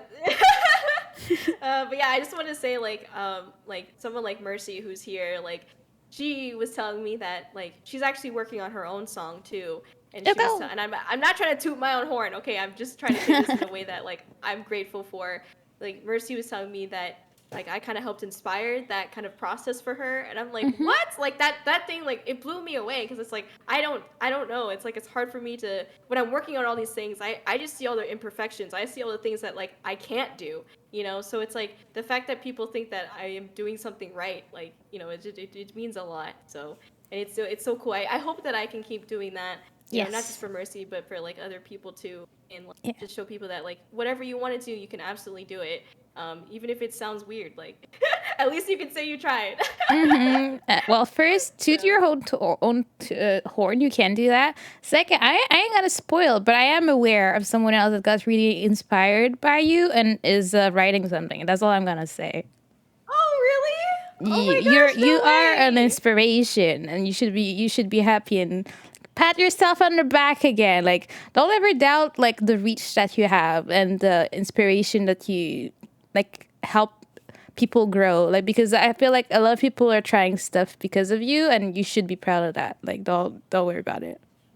Thank you. Thank you for saying that. That's like such a huge like I'm like dumbfounded. I don't even know what to say. Like I'm just like, wow, that's amazing. Like I there's no higher honor than being someone's inspiration for something. I really Yee. appreciate that. You are Thank you. like you are a gem. Never forget it. You know. Thank you. Thank Hmm. you. Um, One more question, actually, that came up Mhm. because I am organized. I was wondering, last thing again about music. Would you Yeah, ever okay. be open to like collabing with other artists for music, or would you rather like keep doing your original stuff? I'd be open to it. I would need to hear like what. They Honestly, do. I'm open to any. Yeah, I'm honestly though I'm kind of open to anything. Like I know that like for example, from Whole Life. Yeah, I yeah. don't know how to say her last Calliope. name. Calliope. Whatever. I think Anyway, it's sorry. Faye, but yeah. Like she says it differently in her raps. Like I don't know how she says it, but I can't I, say I it the way don't that she know. says it. Anyway, I know that like she's done like she released an album recently. And she did like Hmm. songs with the like producer Camellia, I think is how you say their name. They're I like a don't really know. big. Oh yeah, no, they're like a really big like you see like a lot of their songs like in Beat Saber. Like they're really like rave, Mm. like dubstep, Playing dubstep Spit kind of. Saber is still one of my life dreams I haven't been able to do. Yeah, you gotta do it. That'd be so Yeah, I fun. gotta get a VR headset and see if I don't get sick in it. That's my Oh, first that's goal. right. Oh, I'm gonna be honest with you, Mana. Like Mm. I put a VR headset on for like 5 minutes and I got a headache. One time. Yeah, So that's why I'm a bit iffy about it. But I got my homie Acid. That said, like when we meet up, he'll lend me his so I can check it out. okay, Thankfully, there we you we go. don't live too far apart because the only other person I know that has it is set and he lives in California, so that's not gonna happen. Mm, mm, mm. But Yeah. yeah, You that's gotta, tangent. But yeah. no, you're good. Um, Mm. sorry, wait. You What were were we? saying, oh, what the hell? Collabs, Maury, Oh Calliope, yeah, and sorry. Camellia. Sorry, my brain, my Me brain. too. Um, yeah, I mean, I would be pretty much down for any style. Like honestly, I wouldn't mind trying to do a country song. I don't like country, Mm, but like I wouldn't mm. mind doing it once. Like I would be down to try any genre once. Like I definitely want to do like a metal like rock song, like a Let's go. Slipknot kind of song. Yeah, I would Mm-hmm. definitely want to do something like that. And I do want to. I think it'd be fun to do more like dancey songs as well. Um, like I do have like isekai, which is kind of like an EDM kind of like cute, like oh kawaii gaming music kind of beat, like ooh, yeah, Yeah. it's Ooh, kind of woo. like that. So I would like to do more like that, but EDM is just kind of like a hard thing because I feel like with a lot of like especially in like maybe not so much the VTubing, but just like the anime community, EDM has like all these effects on like the voices and like all these extra layers Mm. that I I don't know how to physically do, and I don't know how you do that either. exactly I don't know how to do it. So I would definitely like they would have to do a lot of the work, and I think my only reservation is that like I like to have a lot of creative control. Hmm. So like I don't know how I'd feel like handing off, okay, here's my vocals, good luck, you know what I mean? Like I Yeah. would want to be, it'd be like for me, it'd be a much more like intimate process where I'd have to like, well, let me hear it back, or like let me hear this, and like let's do like I need to do like five revisions, you know what I mean? Yeah, So yeah, I don't know, definitely. I don't know, sorry, Mhm. but Mhm. I just don't know if anyone would want to work with me like that because Excuse I'd be me? very like nitpicky. But Excuse me? wait. What do you mean? But if I wait. But listen. But like that's like for like the bigger producer or like the producers, I guess you should say. But Mm, for like other VTubers like yourself, like I mean we talked about this privately. But like yeah. I'm totally down to do like other things like songs with other VTubers and like um I think just my thing is like again like I don't know if people would be okay with like how I'm not like a micromanager. I don't want to make it seem like that, but like I definitely am like okay, like let me make sure like this is as good as like I can hear it. You know what I I mean? mean, you So like to be in um, control, and I think that's fine. yeah. So it's a personal blessing being so nitpicky like Yeah. me, but I'm Mm. super down for it. And like I think as soon as I thought about doing the album, I was like, man, I'd like to do a song with Mana because you Eh. have the Yee. But you have like the different languages experience, and I think Mm. again like I love your voice. I love the way you sing. I Eh. love I love your pronunciation of words as well.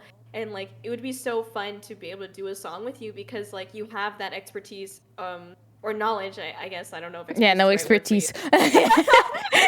but but you have that knowledge on like other languages, and like I would love to do like a song that is like in a different language essentially. Like I would love to do a song with you, for example, that has like a little bit of English but like some Japanese and like some French. Like that'd be Yeah, so random cool. French in the middle of the song. Let's go. Yeah, I would love that. Like that sounds like so fun. Like I would love to Mm. do something like that. So yeah, I'm definitely open to it. But I also have to be really I have to be really comfortable with the person, Yeah, and I want the person to understandable. understand.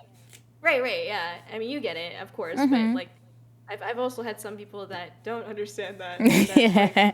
and it's so weird because like I've had people talk to me about music and I'm like, I'm a VTuber. That's not my like yeah, I released a song, but like my focus is VTubing. Like music is something I do on the side. It's not something that I focus on. And then there's people that like other people in the community that focus on music and they come to me and they're like, let's do this together. I'm like, I don't feel comfortable doing that. Like I Like, don't even who know are you.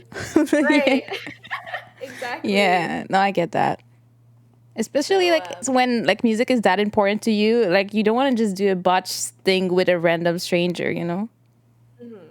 Yeah, exactly. I just don't know what how that would work either, and I don't like their some people. I just personally don't think their style would mesh well with mine Mm-hmm. as well. So, Yeah. but I, yeah, I mean, I feel like definitely this down. applies to any type of collab. Like if you don't mesh with the Mhm. person, or like I feel like someone that has a really aggressive style of streaming, like that swears a lot, we're just not gonna have a great time because I'm more of a lost type of person, like all happy and then you're all swearing in the corner and being mad like on games.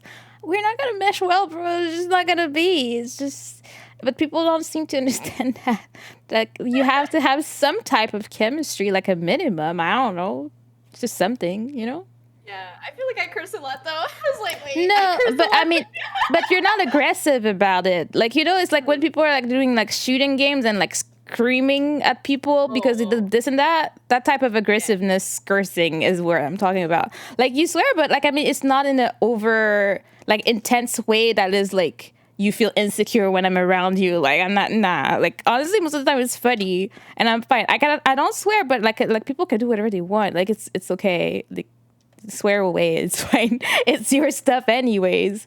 And like I do feel like people are respectful too. So if they know that I don't, I feel like people automatically won't do it as much as they would do if I wasn't around, which I appreciate. People are considerate out here. But mhm. yeah, where am I going with that? I don't know, collabs, but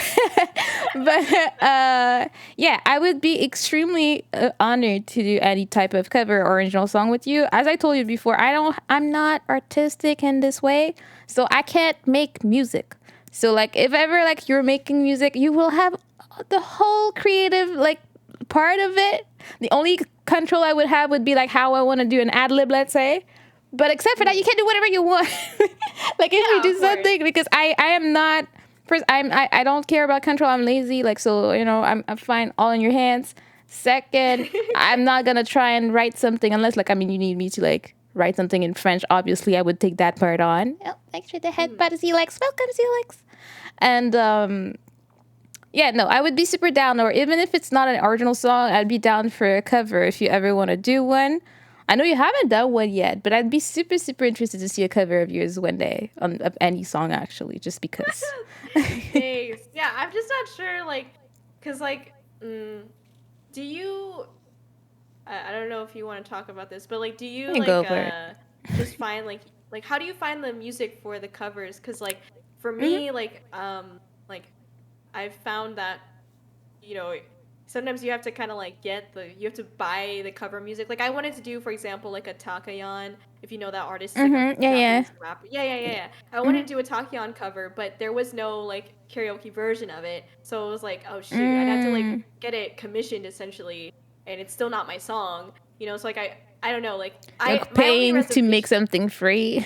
Yeah. Yeah, like that's why I was like I didn't want to put money into a cover when I could be putting it into like a original song instead. So that's the only Mm-hmm. reason why I haven't done any covers on top of like obviously being busy, but like where do you get like your cover music? If I might ask, I don't know if it's like a Yeah, trade my secret. my big old secret, girl. YouTube. I just look for something YouTube instrumental, or I used to download a lot of albums back in the day, and I still have them on my computer. And usually on the album, you have the instrumental track for some songs. So some of them I already had them on my computer, so I just use that. If not, I look on YouTube. Like some songs I can't do because I can't find an instrumental version of it, so I just give up on certain songs.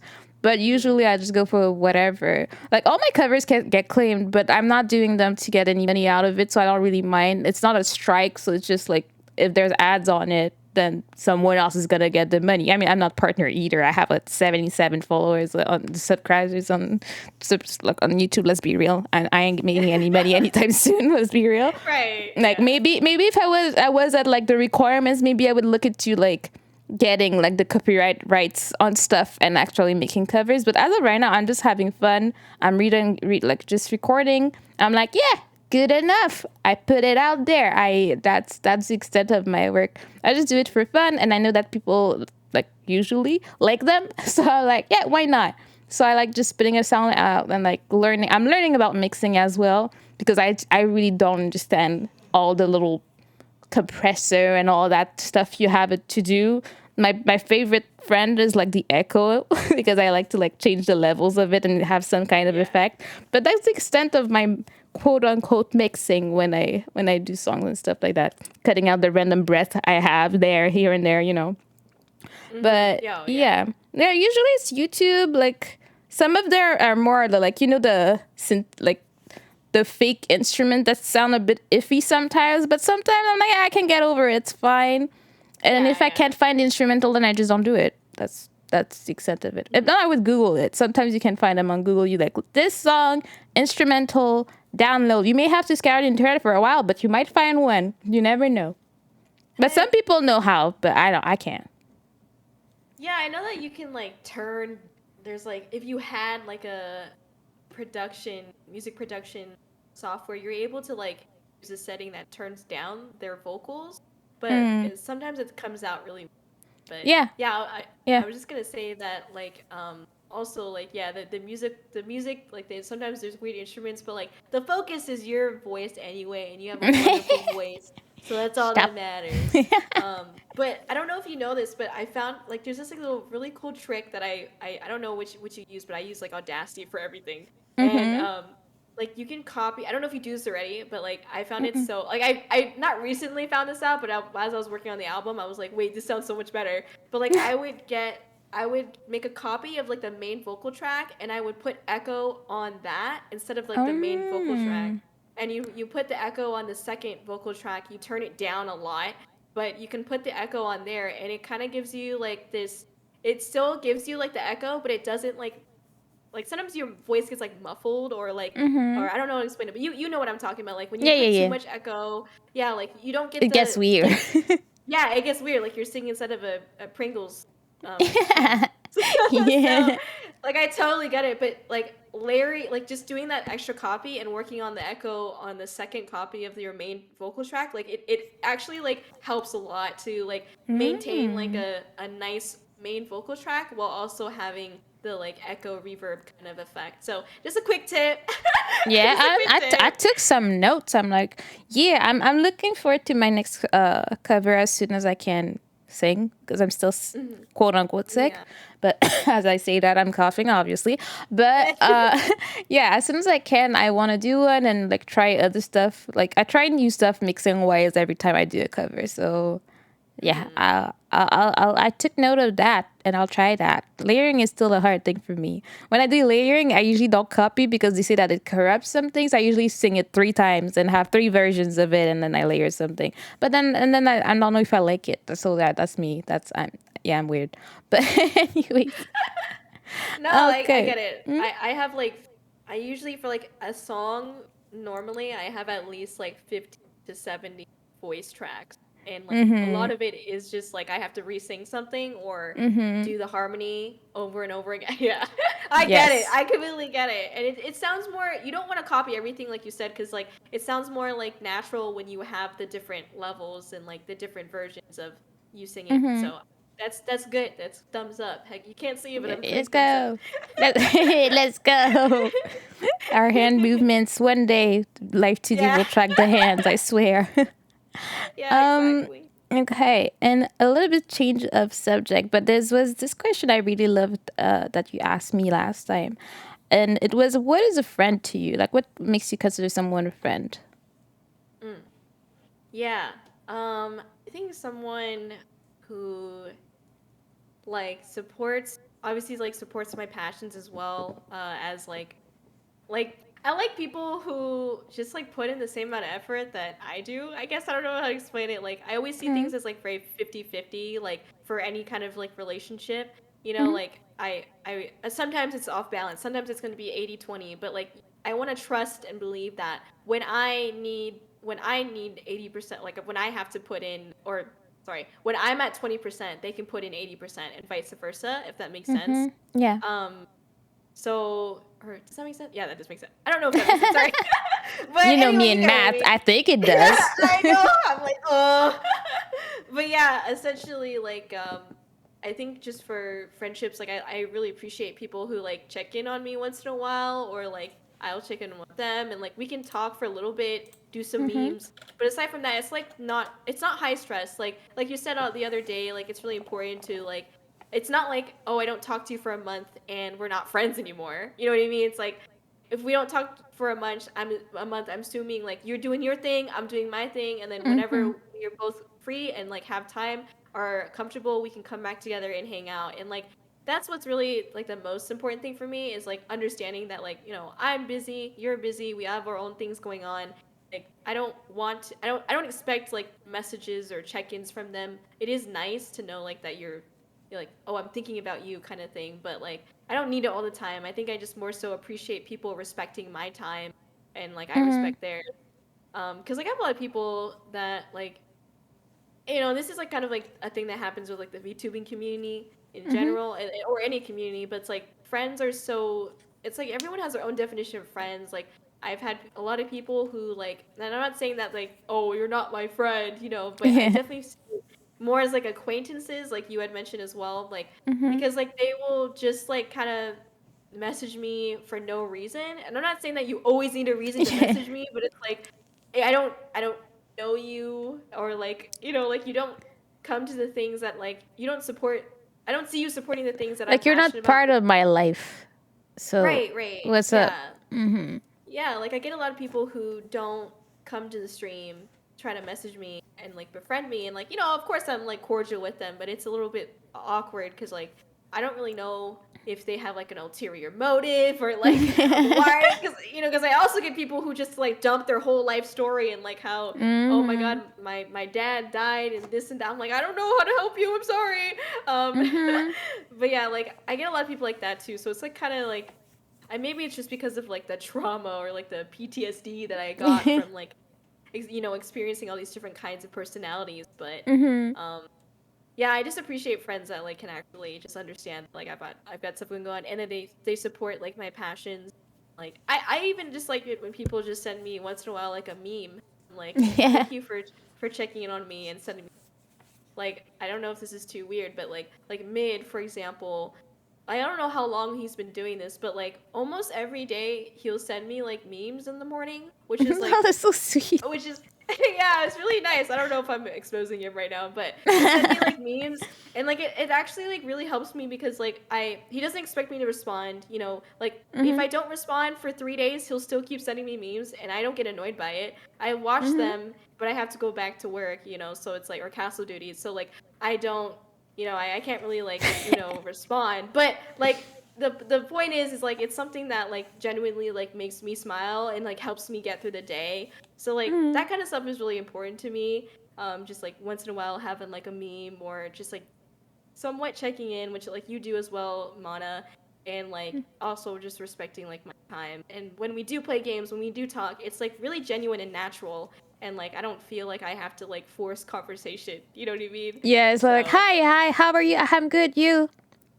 yeah, End exactly. of the And what about conversation. right? Exactly. Or it's just trauma dump. Like I can't, Yeah. which you experienced. Yeah, I want to So die. Oh, okay. Hi, bro. How you doing today? Like, good Jesus. morning. Yeah.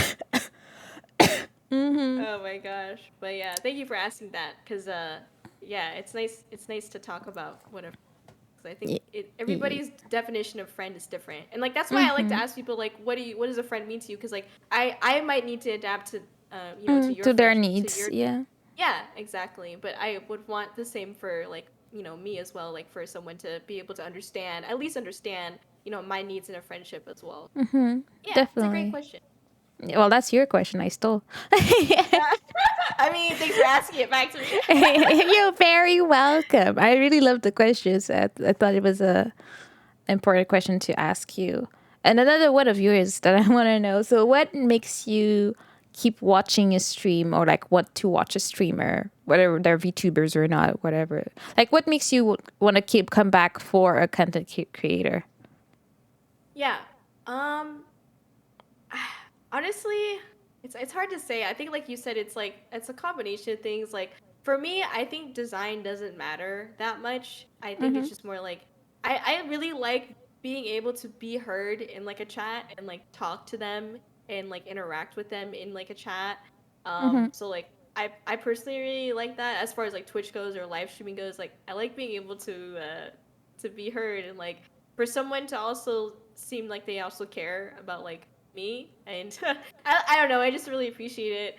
Mm-hmm. And I guess just also like the kind of jokes they have, because like I mean I laugh at almost everything, so like it's not that hard to like make me laugh, but like I don't really laugh all the time at like really weird lewd sexual jokes, and at least like yeah. So it depends, I guess, but like I don't really Mm-hmm. laugh at that, so like I kind of laugh more at like dumb like fart jokes and like childish Mm-hmm. humor. Yeah. Yeah, we And love just that.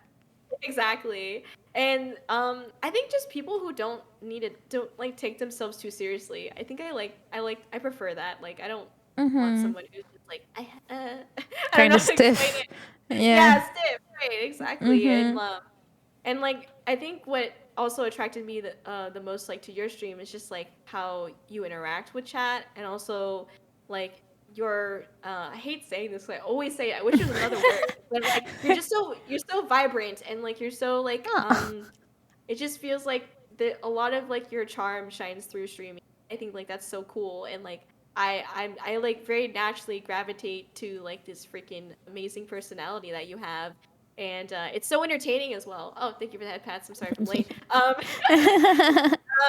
But yeah, like I definitely really enjoy that, and I like people who like don't talk stagnantly. I know this is kind of sound like I'm nitpicking, but like I like people who like have energy in their words. Like they're not just like, and today I made a cheese sandwich and I played Pokemon Go and I drank, like I can't, I need someone Mm-hmm. like who's like, today I had a cheese sandwich and then afterwards I played on my Switch and I played Animal Crossing for six, like I need someone who Yeah. like can almost like act. Reel I you don't know. in. Yeah, like just be capture your attention, Yeah, and you know? there's like just just it's almost like just listening to somebody ramble. It's just like it's really fun. I like learning about people, and like Mm. that's part of the reason why I wanted to do like an interview kind of style collab, because like I genuinely just wanted to learn more about you, and like I like asking questions to people because like I'm just like so interested in it. And oh, thank you for the head pass. I'm sorry if I'm late. But yeah, it's so great. So I think it's just that intimacy with like the chat, and their personality, and being bright and happy and like not overly sexual. I think Yeah, that's kind of amen. like, yeah. I think that's pretty much it. Yeah. And, Well, as first, far thank as you for the compliments, and then go oh, of ahead. course. Oh, sorry. I was gonna say like that was like more towards Twitch stuff. I guess as far as like Mm. content for social media, I guess just again like nothing super sexual because I get kind of comfortable when the Mm. nudity. So Yeah, yeah. You don't you want to know, straight up like corn on your page. Like you're good. If you wanted to see it, you'd go look for it for yourself. You know. right, exactly. Mm. Um, and then people who I think I kind of tend to stay away from people who post a lot of like drama, obviously. So I Mm. gravitate. I guess like the on the opposite end of that, I gravitate to people who. Oh, thank you for the head pat. Sorry. I gravitate to people who I guess like just post fun stuff, post about their character. I like artists as well. Like I like pretty Mm-hmm. art, like everybody does. But Yeah. I like seeing like fun edits as well. Yeah. Mm-hmm. Like Cinnarole, for example, is a VTuber who mixes Yes. like creepy and cute, and I think that's cool. Yeah. Um, yeah, and I guess another creator that I honestly like really love her content is Hobo Barbie, if anyone's heard of her. Yay. Yeah, she's actually a British VTuber, which is really cool. And Let's go, Kohaku gang. yeah, heck yeah, let's go. But like the accents are so good. I'm sorry. Anyway, I just love the way that people talk. But yeah, like she's just so like bubbly and like I don't know. Again, like this Gap Moe of like she has like a creepy esque model, but she's just like always like hyper and like not always, but like she's usually hyper. She's always Mm-hmm. rambling. Like there's never a dull moment. I guess like it's always filled with some kind of like content. There's not like quiet spaces or Mm. whatever. It's like I'm definitely not the kind of person who watches like streams to like just like relax. I mean, I do like relax, but I just mean like to have it in the background, like like Mm-hmm. a streamer who's like just quietly playing the game. I don't know, like I'm Mm-hmm. not that kind of person. Yeah. Personally, You like want to be I need entertained.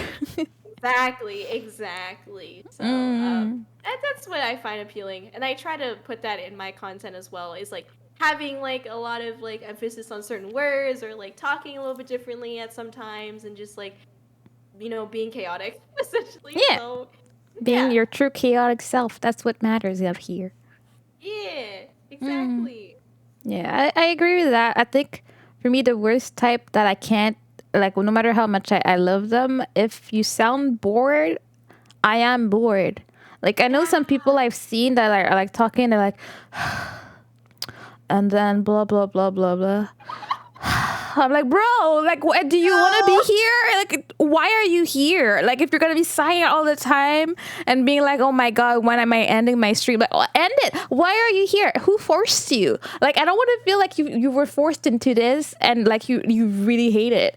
I don't see the appeal. I know like there's a crowd for everyone, and I'm sure this person has viewers too. But to me, that's the most like I can't. Like, even if I do like to listen to streams in the back when I'm busy, because oftentimes, like, as you know, I work 5 days a week. I stream 5 days a week. So I may need some time to do stuff after stream. So that's why like sometimes I disappear after stream, or like that's when I take the time to listen to other streams.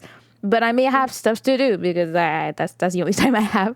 So I'll put someone in the back, and I put you in the back sometimes, and I just listen to you and I just crack up. Like, I don't need to see your face to know it's funny and I have a great time listening to you, right? So, Yeah. but even sometimes some people are more relaxing, or like I listen to what they're doing, or like people with like, honestly, I'm biased, but people with super great voices, they make like a good radio when you're busy. Like listening to Vector, listening to Aster in the back, I'm always super satisfied. I'm like, yeah. Like I remember Yeah. my sister walking in when I was listening to both of them actually. One day it was Aster, one day it was Vector, and she was like, "What's that?"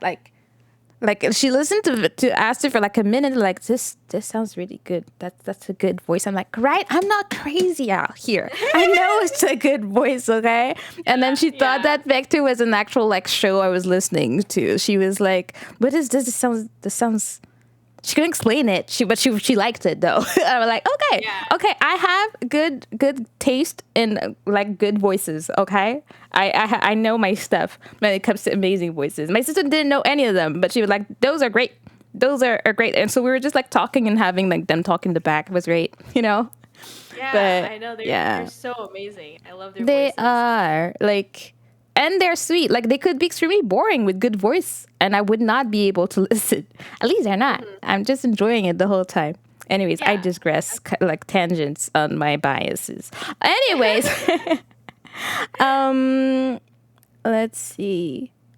That's not exactly related. What was the last question? Oh, yeah, what makes you large? It's more related to the last question as to what a friend is to you. I want to know, like, how do you manage conflict?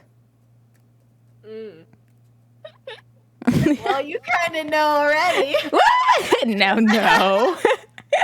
No, not that I was conflict to you, but like No, someone no, no. else. I mean. Yeah. I'm playing dumb out here, girl. Like, jeez. Okay, never mind. Dang it, I fucked up. I'm sorry. I'm not smooth.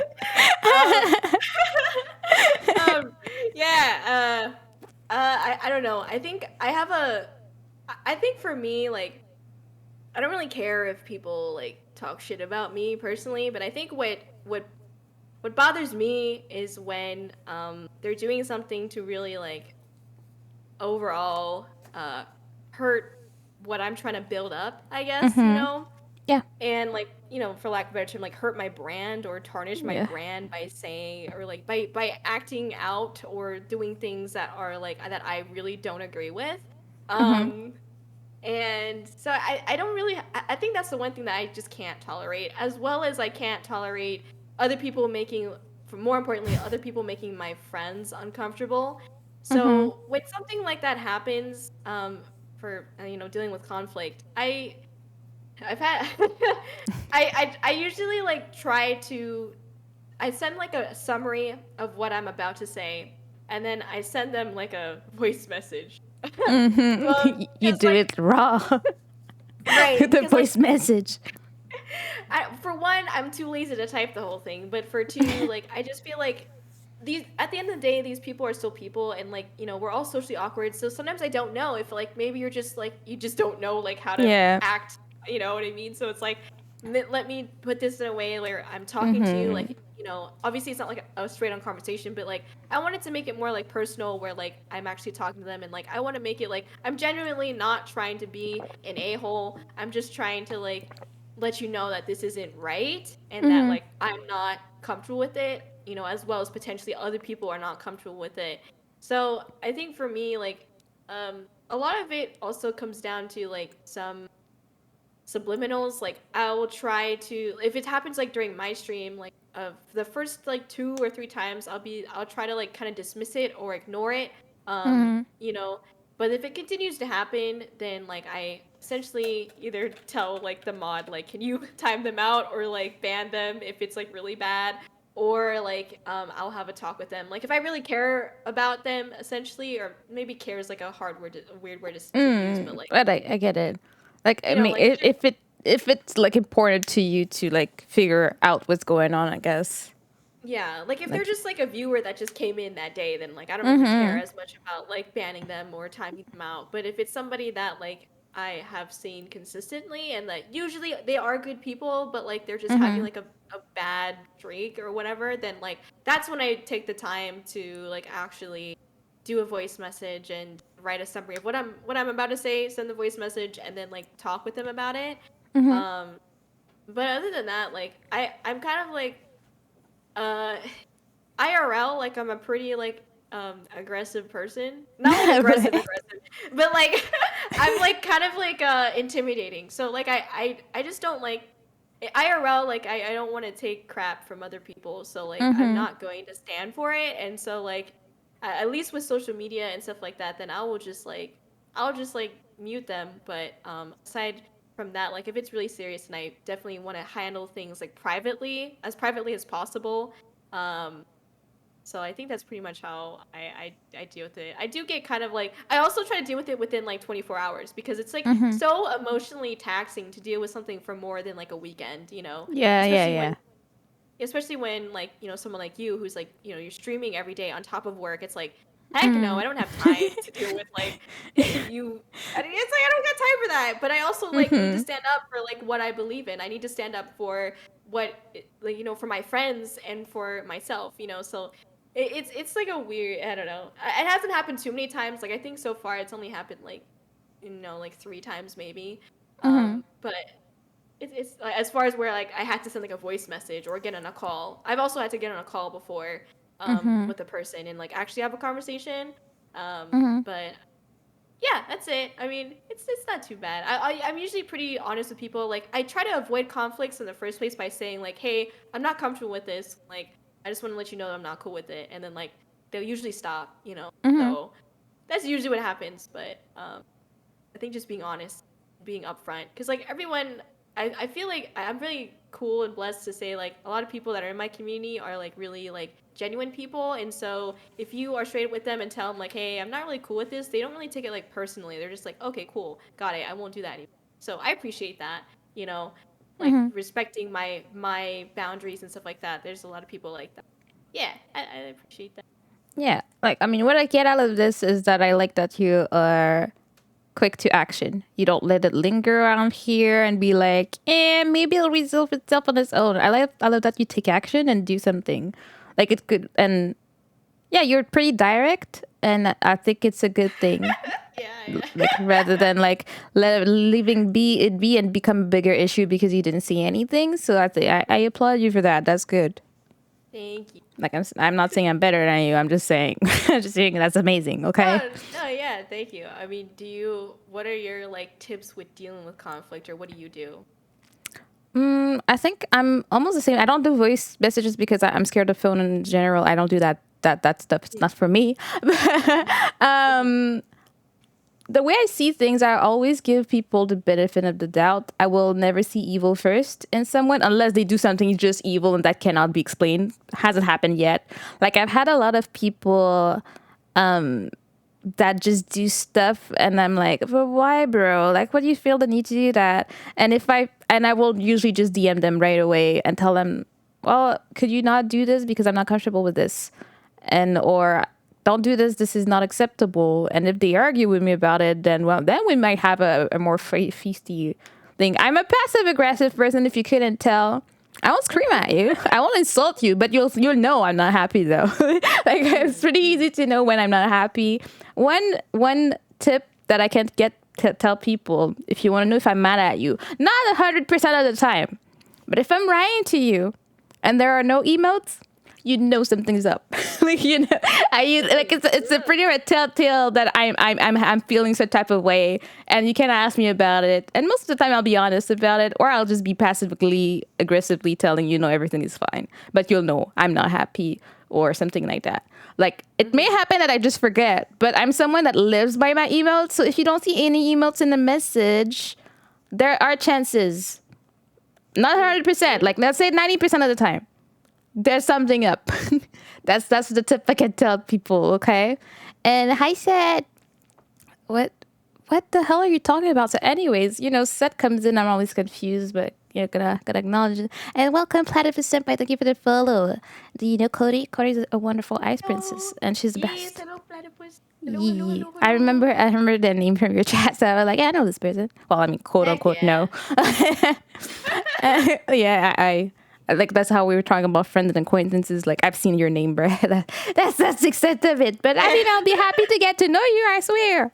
But anyways, um, I wanted to know. I'm almost done, actually. I mean, we're closing in on 2 hours and a half. Honestly, just going. I thought I didn't have any questions, so I'm pretty happy right now. The tangents. Yeah, the tangents just feed the holes, like I don't know how to speak English, don't ask me. Anyways, uh, I would ask, what do you consider your biggest achievement so far? Mm. That's a really good question because, that's a really great. I don't know. Shoot. Honestly, I think getting past like the bump in the road because there was definitely a time when I was like, maybe I should just not VTube. Like I definitely thought about quitting. Like there were very serious thoughts at one point. And I think like the fact that I got out of that is a pretty big accomplishment because there are a lot of people who just don't continue Mm-hmm. with VTubing. They just like have to take a really like a hiatus and stuff. It's like I I feel pretty good that I got to get past that, Mm-hmm. and in that sense, I feel like that's kind of like my accomplishment. Aside Mm-hmm. from that, again, like I think the album is really like a huge accomplishment for me because like I Mm. I I feel like I really wrote a story with like the character and my personal stuff going on with the album. So yeah, I don't know, and I'm also just proud of like all the time that it took, and like I have a spreadsheet of like 50 line items that like had to be done or is being done for the album. Like Jeez. there's a lot that has to go into it. So like Mm-hmm. once that's done, I'm gonna feel so much better. Like I just want it to be done, you know. So Mm-hmm. I think that would be like after once that releases, I think that's definitely going to be like my greatest accomplishment. But Mm. at the moment, I definitely think like right now it's just the fact that like I got through that dump, Yeah, and got over the I bump. kept Yep. yeah, and I got through it, and I'm just continuing being strong. So I think like whenever I realize this about myself, but I don't know if this is too deep, but whenever like I feel like crappy, like I kind of like I always say like I just wish I was stronger. Like I always say that to Mm. myself. Um and I feel like the fact that like I got through that was shows that I do have strength because I always doubt Yes. myself with that kind of thing. So, yeah, I think Mm. that's a huge accomplishment for me and a realization that like, you know, that I can do this essentially. So, Mm-hmm. yeah, thank you. That's a really good question. What about you? Definitely. What do you My think b- is your greatest achievement? um. Why you know reversing me like that? Um. Achievement. Ah, see? It stumped you too, see? I It's a mean, good question. I feel like I did mention my Discord as a big achievement for me because that's Mm, something I was super stressed about because I really wanted to be a lively place, and so far so good. I mean, there's still some improvement I want to do to it, but so far I'm like, yeah, that's something I can be like, let's go. I got a good Discord going on, and I love it. I love my people. I guess achievement wise, other than that, I feel like even though I'm not super big or anything, I I wouldn't say I'm known, but people know what to expect from me, even though I talk to them for the first time. I guess I have been able to keep like an image or a vibe that people don't question my intentions. I don't think I've ever had anybody like question who I am and what I do or if I'm evil or not, because I've been able to keep myself in, I guess, a positive light and not get myself into any trouble, whether on Twitter or stuff like that. So mm, I guess I'm happy that I've been able to stay safe in that sense, if it makes yeah, any sense. Yeah. So far, yeah. so good. I haven't been canceled. I could be tomorrow. Nobody knows. But so far, so good. I've been able to keep myself in a light that when people, or sometimes people come and they're, oh yeah, I've seen you around, and I'm like, where do you see me, bro? Like, what do you mean? Like how? Heck Like I don't yeah. know how, but some people have seen me here and there, and it's been good. And I think once I was on Kohaku's main page of like VTubers she should watch, and like that was a big achievement for me. Like I made it to the main page of somebody. Yeah. Like I'm Heck still yeah. super proud of that moment. Was for the tier list after you rated me actually. So thanks to you as well. What? But it No, was no. great. Mm, That's awesome. yes. What do you mean? Yes, it was thanks to you, bro. My highest number of No, viewers in the stream was because of your rate. I am totally aware of it, and I'm super grateful for it. Oh, what the heck? Yeah, Nah, it's just because you have yeah, amazing content. You deserve it. yeah. Girl, take the fame with me, okay? Like we share it, we love it, we eat Yeah, the yeah. cake together. Absolutely. Oh, I'm just gonna say that, yeah, I think like your model is like so memorable for multiple reasons. I mean, it's so pretty. Oh, so sorry. You can say hi. Sorry. I love you. Do you remember when I said Goose was one of my crushes? Yeah. Oh, dude. Like, hi, Goose.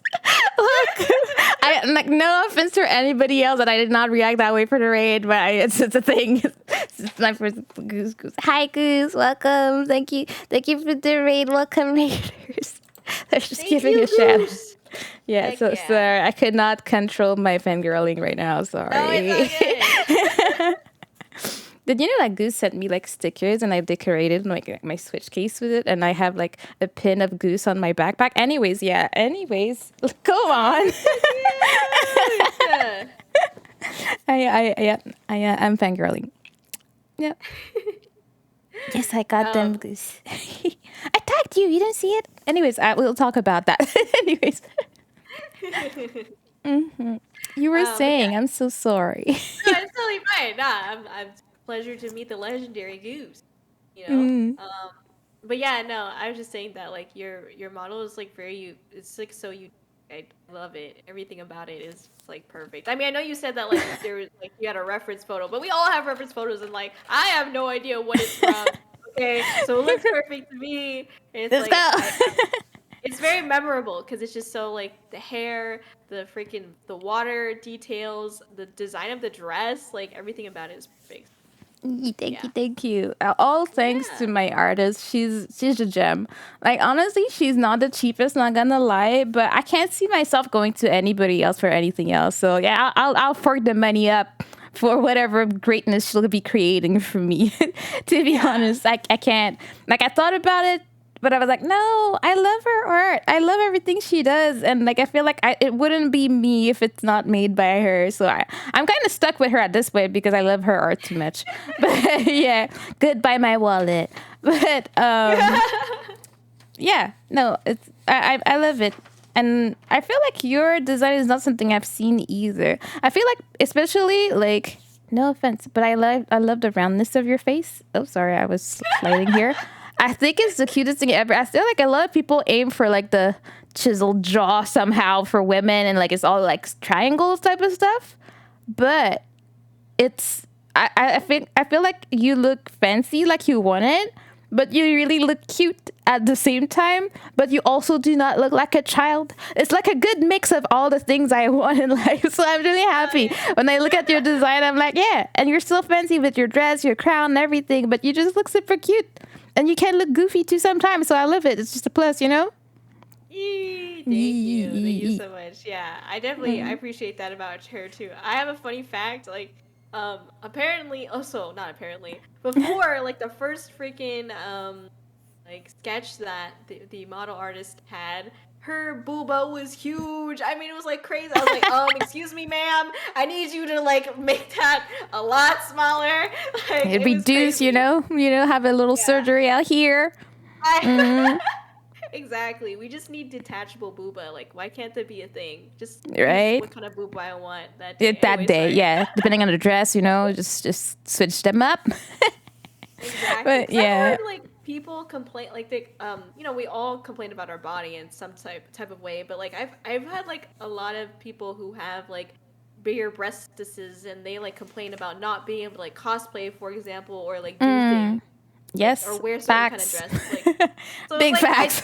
yeah. So I'm like, I feel like why can't we just make it detachable and we can all just enjoy it, like all sizes? Okay. Anyway, sorry, I was a weird tangent, but It's a weird tangent, but I relate, girl. I do. Like, there's a lot of clothes I can't wear, and I'm like, bro, I just want to be comfortable in this life, but I can't. So that's what's up. And it goes both way. Either you're like super too small, or you're too big for stuff. Like it's super hard to find something. Anyways, that is exactly a weird tangent. So yeah, that's that. But yeah. My artist I never had to talk about my booba with my artist. She just make them right. She was like, yeah, okay. That fits your body, so that's what's up. Yeah, she never made them super huge. Okay. I have two more questions for you, dear Cody. So my next question is, what would be your next goal? What are you aiming for right now in VTubing or anything? Like what are you aiming for? Do you have like a follower goal, or do you have, oh, I want to do this thing or create this type of content? Like what would it be? A great question. Mainly because I feel like my main goal for like the past several months has been the album. Mm-hmm. So it's hard for me to like look past that. But I Like think what's like next? Yeah. yeah, it's really hard for me. So I don't know. I don't really have like number goals per se. I think I'm excited for like having like a birthday stream in Yee! July. Let's Yeah, that'd be go. cool. What date? Yeah. What date, girl? Girl, you need to give us a date. Cody's birthday is July 8th? 18th, yeah. 18th. One, Okay. yeah, one Perfect. eight. Don't mind me. I'm not writing this down. Yeah. Mm-hmm. Oh, okay. It's on a Monday though, so that kind of sucks. I just noticed Oh that. no. But yeah, it's okay. We could celebrate on like a on the Saturday or something. But yeah, I Mm-hmm. think that would be the next thing to work on and to do. So that'd be pretty epic. Kieran's birthday is around that time. Heck yeah. Let's go 4 days Um, apart, homies. but yeah, so I think as far as goals, I mean, I want to I want to just like focus on promoting the album, honestly. Like I just Mm-hmm. really again like I have this like underlying fear that the album isn't gonna do well, so I just am hoping that like I can do this album and like people will enjoy it, like genuinely enjoy Mm-hmm. it, and like Mm-hmm. I can kind of expand my reach because I feel like as of late like my I don't want to get too like sophisticated here, but like my main like target audience has been like fellow VTubers. Like I kind Mm-hmm. of really I really wanted to like branch out to other like verticals or like other communities as well, but like I didn't really know how. So I kind of want to see what would happen if I try to branch out a little bit into the music, like or at least like the like what it's called like nerdcore, like kind of like go into like that kind of realm or community and see how that looks. But I'm kind of scared though because I don't know what kind of people I would get. That's like the only thing. Mm-hmm. But that's a fear no matter what. But Yeah. yeah. So I think just like trying to expand my reach, I think is like the biggest goal that I have right now, to look at other verticals and see how I can tap into them. Um, and then have the birthday stream. I don't know. I also like really want to take a break, and I think like I think I need to like work on my schedule to like where I can take better breaks or like more sufficient breaks, or like Mm. not be working on this album. It's like a huge thing. Yeah. Like it's taking up so much time. Like every minute I'm working on something, So it's like I think if I just don't have that to do anymore, it'd be like a lot easier for me. So yeah, and then I think after that point, then I would be able to think about goals. I have written like two other songs that I don't think they'll be on the album, but like I would Okay. like to start working, or like after the album releases, I'd need to obviously focus on the album, but I could also start planning to release the two other songs, like an EP or something, but we'll see. I don't know. Yeah, yeah. It's hard. Like my main focus is on the album, so, and Mm-hmm. the web and all of that stuff. So anyway, but what about you? You're reversing everything. I'm curious. I don't know. I think at the beginning of the year, I did make myself a goal to get to 800 by the end of the year. So that's what I'm working on right now. I have Mhm. 300 more to go. So let's see how the rest of the year treats me. And I think that's, I guess my baseline for anything is 1K. So once I get to 1K everywhere, I think I'll be like most more unsatisfied with my life. So Heck yeah. I think Twitch is the last one that I have to reach that goal. So realistic goal is 800, and like main goal is 1,000. You man a million, Kieran. Yeah. And after that, I don't know. I just want to be able to keep going and having fun doing what I don't. I just wish that can keep being happy about it and never feel burnt out by it. Like I don't ever want to feel the same way I feel about my job about VTubing. I just want to have fun and like relax and like have projects. And to a certain extent, I do want to do collabs, but not in an excess form, because I feel like it's really easy to get roped in stuff, and like then I don't have time for what content I actually want to do. I have some content I want to do for YouTube that I've been saying that for 6 months, but I haven't done anything. So eventually I want to act like sit down and do it and edit stuff and like do something with my YouTube. Like I've been wanting it for, I guess I've been wanting to do that for a few years, but I didn't know what VTubing was and I didn't want to be out there. And now as a VTuber, I feel like I could do that. And I honestly, secretively, I don't think I've ever seen a VTuber do what I want to do. So I'm like, that could be like my niche type of thing in a way. So, but at the same time, I'm extremely shy. So even if I do it, like, I'm that shy that I would actually make myself another channel and not tell any of you about it and do it and like see how it goes before I tell you. It's kind of stupid because it would be better to put it on my main channel so that everybody can help me out and like check it out and give me feedback. But I'm too shy for it, so I don't even know if I want to do it that way or not. It's still something I'm debating in my brain. I am scared of people seeing what I'm doing. I don't know. That's one thing I guess I'm anxious about, like that type of content. Which I know I'm being extremely vague like right now, but I don't know. I always wanted to do that, but sometimes I kind of cringe at it.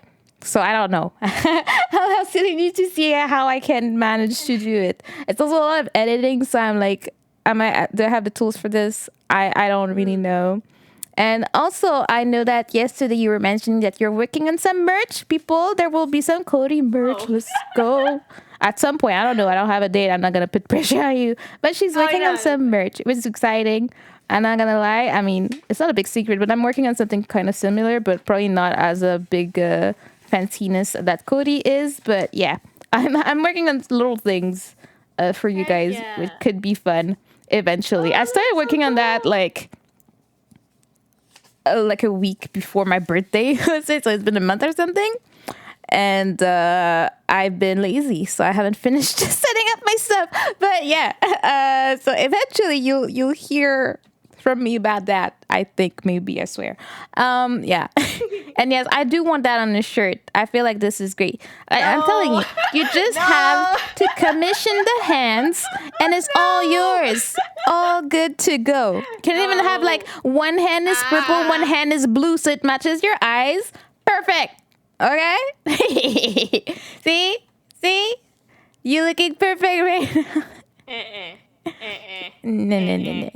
It's a yes. In some countries, like when you shake your hand, like it means yes. So I'm just gonna take it for the countries I needed to fit. Dang it! You're so cultured. All right, you're right. I am. Let's go. I watched too many like body language videos, bro. Anyways, because that's definitely where I got that. What was I gonna say? Okay, I guess my last question ish is, what would be your advice for new VTubers and I guess musical artists that are starting up, that want to do something, don't know where to start, where to get music, or like how to write it? So one question is for VTubers that are starting up, and the one for musicians / VTubers that are starting up. Yeah, got it. I wrote it down. Don't forget. Yeah. I think for VTubers, I feel like something that is kind of slept on is just honestly just basic research. Like it takes a lot of time, but like I see a lot of people, and I'm not hating, but I see a lot of people taking the easy way out by saying, posting a Twitter post that's like, can you, like, for example, like, can you looking for an artist to commission, can you tag them below or something, like, or drop your stuff. Like, I think it's personally, like, I did it once or twice, but it was like after that I pretty much did the research on my own, because like I knew that like I wanted a certain style for Cordy, and I wanted to like I know this sounds kind of like a-holy, but like I like it when I like it when like artists tag me in the art, like they post it and they tag me in it, because that kind of helps me like grow my reach. Like their followers will see like the art that they did of me. If people like the character, they can follow me, or they can also check me out on Twitch, see if they like me there. Smart. So yeah, it's also like a marketing tactic, but like it's it's kind of like you have to do a lot of research for stuff like that. You have to be able to get into the nitty gritty of like, okay, going through, spending hours literally like going through people's like commission cards or their pages, like stuff like that. And then also like the debut day is so important. Mm-hmm. Um, and like I think I know that like not everyone, I'm not saying that's bad if you don't have like a Mm-hmm. real official like cool debut, like Yeah, yeah. anyone, it's not a big deal, but like I definitely think that it can be like a really big day for like VTubers. And I found that like the best thing that you could do is like ride out that wave of like attention, for lack of a better term, that you Mm-hmm. get from like your debut, and try to ride that out for as long as possible, because it will dwindle down. I mean, Mm-hmm. at least usually it dwindles down. That's my experience. Yeah. Not everybody's experience, but it does kind of get sad, but like, you get through it. You get through it, you move on, but like yeah, I think just having a debut that you like, and I personally feel like debuts that like can present your personality and what you like to do the most, and like how you want your content to be like throughout the rest of, at least your next couple weeks maybe, or your main content. I feel like you should try to display that as well as you can Mm-hmm. in the debut stream. I see a lot of people doing like games that are just popular as like a debut stream, and I think like that Mm-hmm. can be like a good and a bad thing, because you really want people to see you for like who you are, or like who you want to be as an entertainer. And so Mm-hmm. if you don't display that at the front, like I don't think you'll retain a lot of people, and it's a lot easier to retain people than to get new people.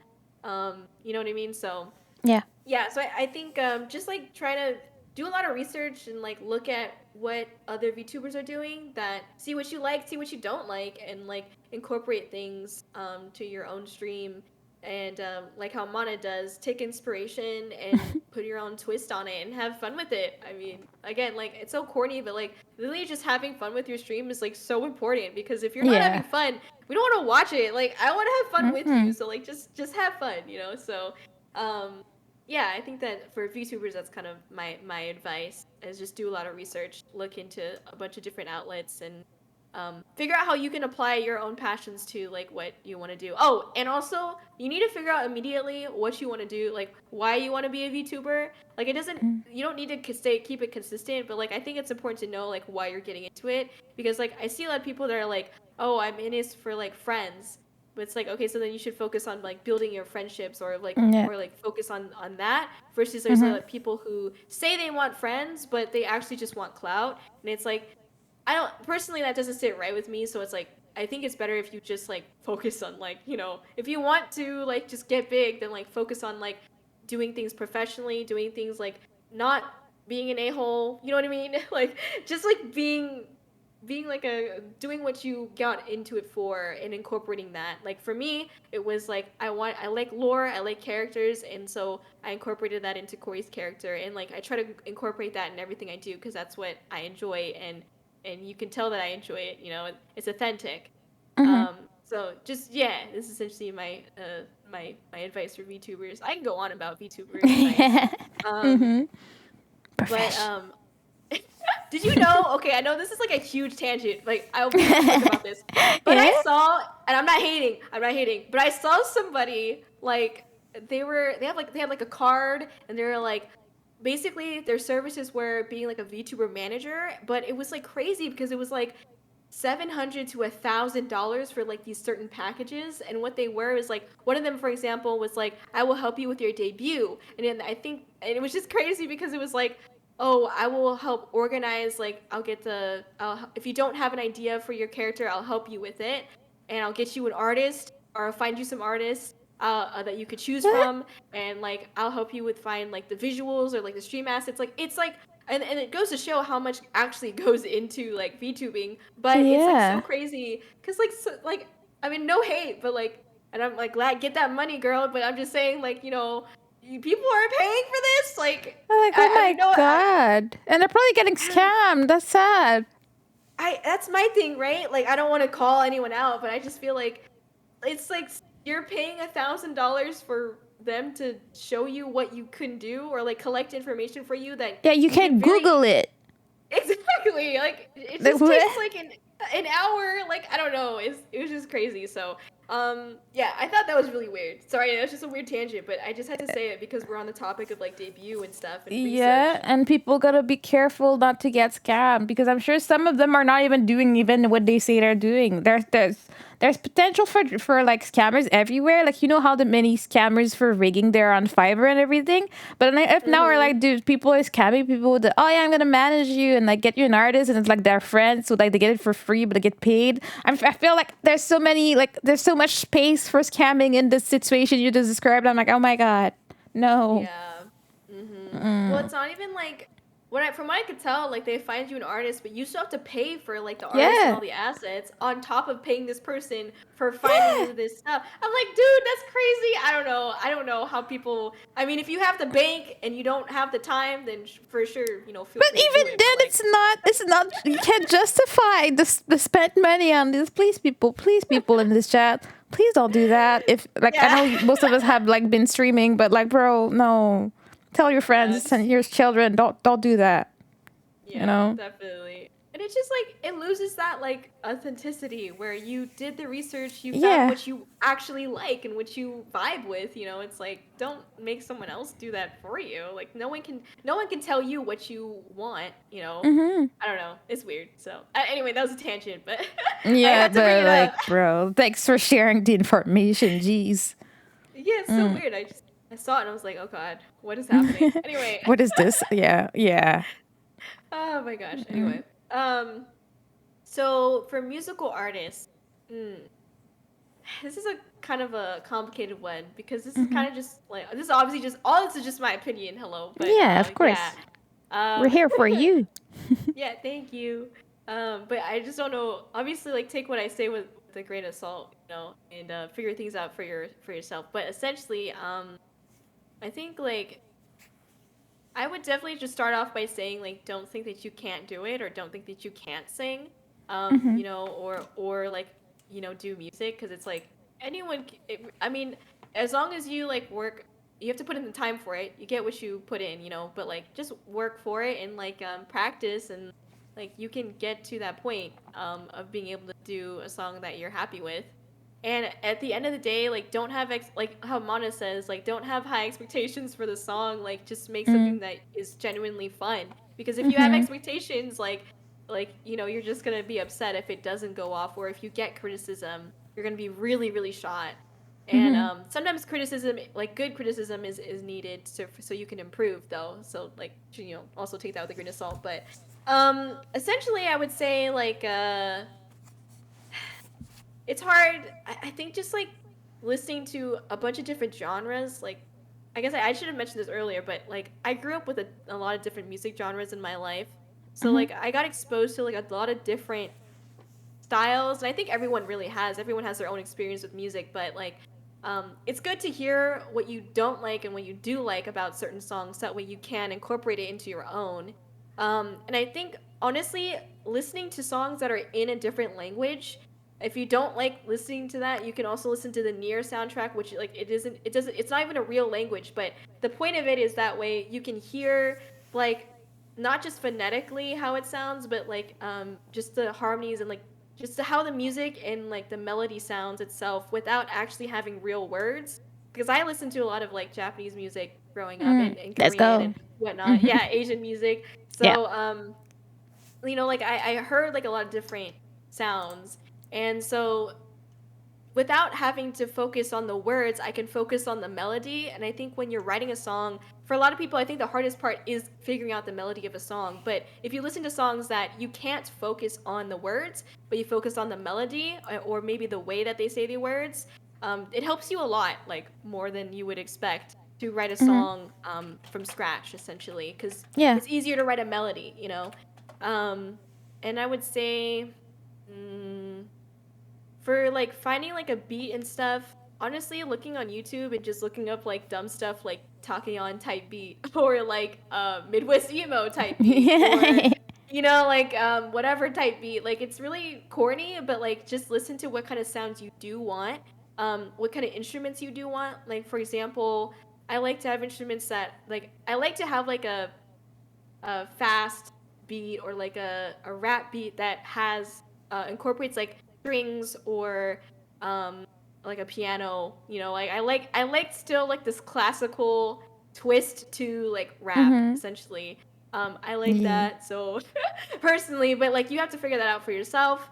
Um what kind of sounds you like and what kind of pacing you'd want as well and style that you would want, what genre you'd want. Because to Mhm. be honest, like when I first got into like to writing songs, I was actually writing songs that were very like lo-fi esque. Like they were Mhm. very like slow and chill and like um yeah, so it was like kind of weird because it wasn't something that I was expecting to write and be able to do, but Mhm. you know like I did it and it was fun. So you gotta kind of have to figure out like try other genres, not just one that don't go in expecting this one genre. Like keep open expectations or open mind. Yeah. And then after that point, I usually go to like sites like Fiverr. Obviously, you need to find like a trusted seller, you know, no matter where Mhm. you're at. There's also a lot of Yeah. VTuber producers and musical talents on Twitter if you want to look there. Mm. But basically finding somebody who I think the most important thing for me was somebody that used a bunch of different like was able to use a lot of different instruments because sometimes you'll hear like samples of people's music and it's just like a it's not much. It's just like very bare minimum like three instruments. Yeah. Um I need something that's a little bit more like has more depth than that. So I need to listen for people who have multiple instruments, like at least like five. Mhm. Not like an overload, but like at least like enough to work with essentially, Yep. and make it sound exciting without it being like super bare minimum basic, you know. So Yeah. that's my advice. That's my advice for finding like somebody to do the music. Um, Mhm. but just communication is also really huge. Like being able to explain what you want is probably like the biggest one of the biggest battles when you're trying to get Yeah. a song. If you're not doing it yourself, trying to get like a song done by like another like a third party, like you have to be able to communicate what you want. Um so yeah. Anyway, I think the other challenge that I find when doing music is that like I can manipulate the beats to a certain extent. Mhm. I do have to do some mixing and mastering to the beat itself, even after I get it from the third party.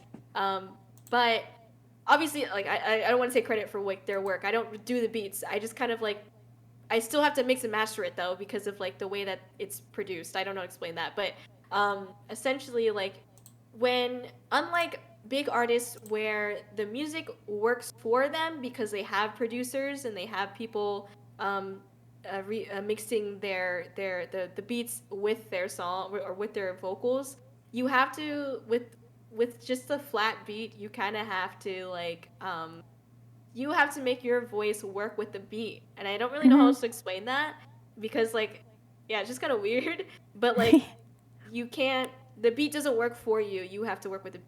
It's just pretty much just like how I would that's the best way to explain it and like you have to do your best to complement the beat your with your own voice and yourself, which is like complicated to explain or like even do. So Mhm. uh yeah, but like just practicing, I think, and like trying a lot of different sounds. Like I re-record a bunch of different harmonies to see what I like.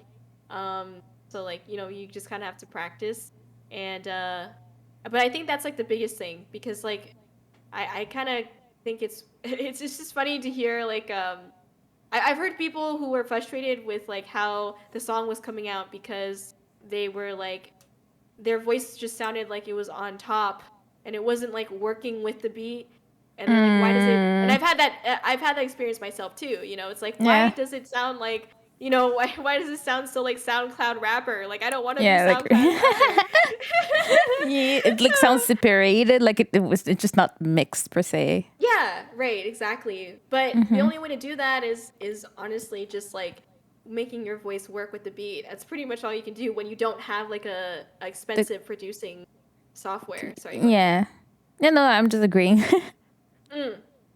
Yeah, so I mean I think like personally I don't think it's you don't need a obviously I use Audacity for a lot of my mixing and mastering, so it's like you don't need a program for it, but it would Mhm. help. But there's so many Yeah. extensions and like honestly just work with what you have first before getting like a software, because there's like plugins, there's like all these other extensions. You have to learn each plugin. You have to use this plugin Yes. during when you're recording, or you use this plugin after you're done recording, or after you do this. Like it's so complicated. It's like just get the bare minimum, like get the You're basics giving me down. a headache just reminding me all of that. I'm like, oh my I know. god. I know, like I can't stand it. Because I actually Mm, do have one, but I just don't use it a lot because it's like so confusing. I can't stand it. So I'm just yeah. like, let's just use Audacity. Like I can't. This is It simple. I does the job. exactly. Mm-hmm. Anyway, but yeah, I think again, like just have fun with it and have an open mind when going into like the music realm, and Mm-hmm. just make something that you're happy with. And I think like as long as you're happy with it, other people will like it. Although that Mm-hmm. wasn't the case for Confessions, which is weird. Anyway, I'm just kidding. Stop. Confession number one. Number one's bestseller, bro. It is. Thanks. Anyway, but I Well, don't know, like, what yeah. about you? Like, do you have any advice for people who would do like a cover? Because A cover? I don't know. Yeah, what would you? Mm, I would say do songs you're comfortable with, at least at first. I feel like I struggle the most with if I'm asked to do something or like collabing with someone. If I'm not familiar with the song, that's where I feel really insecure and will take me a lot more time to record. So if you're doing it just for yourself and for your own fun, like don't go ahead like looking for what's popular out here. No, you're doing this because you love it. You love this specific songs. All the songs I sing are usually songs that I've been singing for years. So I know exactly when there's gonna be an ad lib. I'm not gonna like, oh, that was supposed to go up or down. Like nah, I know this song like the palm of my hand. So it makes it easy. That's why I can have it done in a faster process than when I have to learn a song and be like, okay, how does it go? Do you go up? Like when I did the cover with Victor, the faster Mm, song, I didn't yeah, know it, and that song has a lot of nuance of like going up and down that you may not be able to like just know it's gonna happen. So some parts I had like to record like 50,000 parts differently just to make sure I know that this time it goes up and this time it goes down, and I was like, oh my god, that was one of the hardest ones I did. It was fun. No, don't get me mm-hmm, wrong, but if you're starting up and you want to do mm-hmm, some covers, do stuff you're really comfortable with and you're confident in, because yeah, I think you'll get like positive feedback on something. You know your stuff.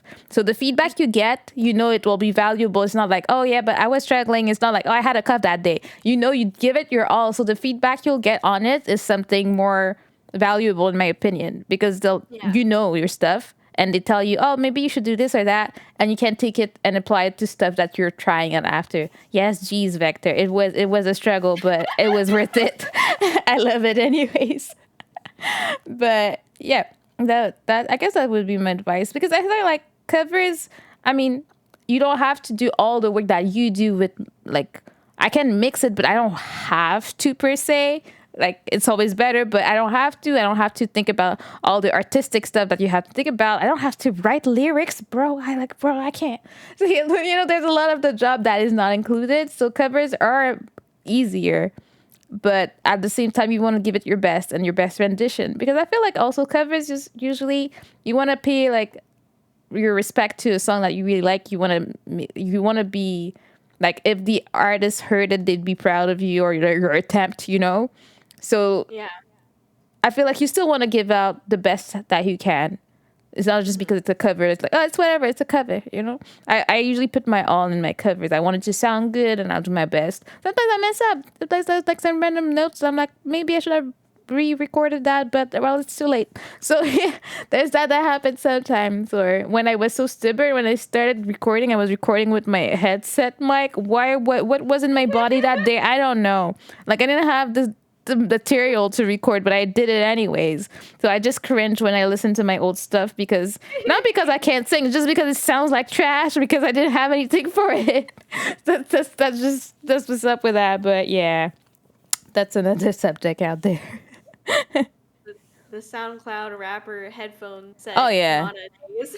Oh yeah, that was me 1,000%. Like yeah. Aw, No, every time I listen to it, which I tend to not do, I'm like, oh god, and I thought it Oh, was decent. Like I thought it was like it was a decent thing. And then I got a mic, and I'm like, yeah, there's a big difference here. Oh god, oh god. I Like can't believe I geez. released this. Yeah, like Yeah. sometimes I want to redo them, but I'm like, I can't even be subtle about it. Like there's dates on them. People will be like, "Where's that thing at?" And you're like, "What? What? Oh, I don't know. I don't know, bro." It's Joe. Welcome, Joe, my Hello. boy. Sorry, Cody. No, you're fine. I No, look this is good. my girl Dill. Welcome. And she always be streaming when I sleep. So every morning I wake up to the notification that she went live, and I'm depressed about it. But hello. Yes, you have been stuck here for 7 months. Isn't that crazy? It's talking. Oh my gosh, it's the gang is here. Oh my. I'm getting Woo! excited out here. All my homies are coming. And I mean, I also, sorry, Corey. I'm trying to focus on Corey, my girl here. This was like my main questions, and I really, really appreciate it. You are a gem, and I hope that everybody enjoyed all your answers tonight. I am honored that you came to grace my channel. Yep. And I would like to obviously say that the period of Q&A is up. No sandstorm, no times out for jocks. But if people have questions for Cody, anything that I haven't asked or anything, feel free to ask. English. It's 11. My brain. It cannot Okay. English at this time of the day. Like the later it gets, the worse my English gets. That's just what's up. It's a fact. In my house, it's always like that. Cody is the best indeed. Yep, that's not questionable. That's just a fact right there. She's the best No, we're queen the like that. best. No, we. All of us. Nah, We are the nah. As best. I said, nah. You're the best. You're the best ice princess specifically. That's what's up. Thank you. Uh, s- Woo. so I walked away when I asked my question. So not sure what is it. Oh, what is your favorite fast food place, and what do you order there? Like I don't know why he's asking you that, um, but that's what he's asking. um, I don't really think I have a favorite fast food place. It's hard to say. Um, Shoot, I don't know. I mean, I guess like I like In and Out, which is super like you kind of know where I'm from if you know where In and Out is. But I like In and Out. I don't. I like okay, it's like yeah. But yeah, In and Out's pretty good. Otherwise like I guess I usually order like at any burger joint pretty much except for like McDonald's. I Mm. order like the protein style type burger where it's like there's lettuce. It's like a lettuce wrap burger. Mm. Mm. Um, just I like wedges, like not wedges, just Mm. like thicker fries. I like thick Yes. fries. You Personally. want They're to nice. taste your potato. Yeah, exactly. I want to taste that potato juice. Um, Ah. um, but yeah, aside from that, I mean, I don't know if Chipotle counts. I don't want to be like that. Oh, I like Chipotle, but Yeah. I mean, I do like Chipotle, but not all the time. I prefer to make my own like burritos and tacos and stuff. Let's So go be fancy and yeah, cook. Yes, we love that. exactly. Yeah, I think I Mm-hmm. don't really get fast food that often. So I didn't really have it growing up too often. So like when I have Mm-hmm. it now, it's like it's pretty rare. I usually cook or like Let's I don't know. go. Adulting properly. Let's go. We love that. Heck yeah, I don't want to go outside. Mm-hmm. That's the way. And Sunday was asking, Cody, why are you so pretty and funny? Explain yourself. What? Excuse me? I'm sorry. I think she meant to say Toki Doki, why are you so pretty and funny? Or Mana, why are you so pretty and Yeah. funny? Like, Nah, nah, hello? nah, nah, nah, nah, nah. Listen to yourself. What are you even trying to say here? Like you just a living proof of funniness and prettiness. Heck, Yes. thank you. You're so sweet. I don't know. I'm just a dude being a dude. You know what I mean? Dude, you're gonna get canceled on Twitter. She's just a dude behind the Ah! avatar. She admitted Man. it. Clip it. Oh my god. Yeah, yeah. You know how fast these go. I know. And I'm pretty sure I've spent thousands of dollars at Wendy's. I'm not gonna deny or accept any mention of my expenses at Wendy's really recently. So you good, Kieran, you good. We all I've know heard that Amana is perfection. What do you mean? Oh, sorry. I Sorry. was just gonna say I heard that Wendy's had good chili. They have good chili. They have good salads. They have good burgers. Like questionable sometimes, but most of them are good. They have Mm, the most amazing nuggets that I discovered recently, and I'm obsessed with. Not gonna lie, they have really? the best chicken nuggets, and I didn't know that until like a few months ago. I'm still obsessed with them. Why is it They're good? juicy. They're freaking juicy. I don't understand. The thing you eat it and you feel the juice, the chicken juice. It's yummy. It's great. I love them. And then I put them in some like Dijon mustard dip. I have Yeah. no words about how obsessed I am with these. And I gained some weight, so I've been like refraining from it. But like, bro, I can't. Oh my You gosh, know. I'm sorry. I'm laughing because you said the chicken nuggets are so good, and you were like you were tasting it, like you did like the mouth, like I don't know what is that called, the clicking tongue kind of mouth thing, like like that. That's why I was laughing. Anyway, that was cute. I'll have to Yeah, I try it. mean, I had. Oh my gosh, Doki Doki, that's what I had today. Why are you exposing me like that? Like. What? Really? Yeah, I had some Wendy's, bro. I was like, I'm feeling like a burger, and that's Heck. exactly what I ate. Oh, thank you for the redeem, Rod. Love you. Hydrate, eat, drink. I forgot to tell you to drink throughout Oh. this whole thing, girl. Oh, don't worry. I drank like twice. That's better than nothing, but not enough. Not enough. And my mom worked at a Wendy's that had a Band-Aid. Oh, God. Ew. Ew. No. No, no, Wait, no, no. do you mean like the In Wendy's the burger had food, a bit? Oh like God. like a Band-Aid. Like, can you imagine what was on that Band-Aid before it ended in the food? I cannot. Like, no. There was at least some blood in there at some point. Ew. Ew, ew, ew, Uh, ew. Yeah, but that's not. Kieran was asking if you could take a vacation anywhere on Earth, where would you visit? um, I think. I mean, it's corny and kind of obvious, but oh, actually, oh wait, I don't know. I can't say that. It's like kind of personal. I guess like aside from the first one, I would say, Japan. I Let's really want to go. go there like multiple times, honestly. Mm-hmm. If not, I mean, I do have like family in Canada, but Canada's pretty too. I mean, I've been there But before, but I but want to you go can't come again. here. I'll house you, girl. Oh, okay. And like I'm sure I'm nowhere near your family or people you need to see, but I'm somewhere on the way. You know? I think they're in. What is it? Oh shoot! I think Vancouver. Yeah, that's on the opposite side. I can't get there. Oh, okay, got it. Like a ticket to Vancouver is like 2K from where I am, and I'm still in the same country, bro. Bro, it's like I think it. Oh. How many hours is it? Wait, Vancouver to it's well, how long is the flight? I mean, not too bad. It's a 5-hour flight. That's a thing. Mm. It's just Mm. really not that close. And I'm like, ee. And I mean, I just rode Vancouver. I don't know where in Vancouver. So yeah. Yeah, I honestly don't know either.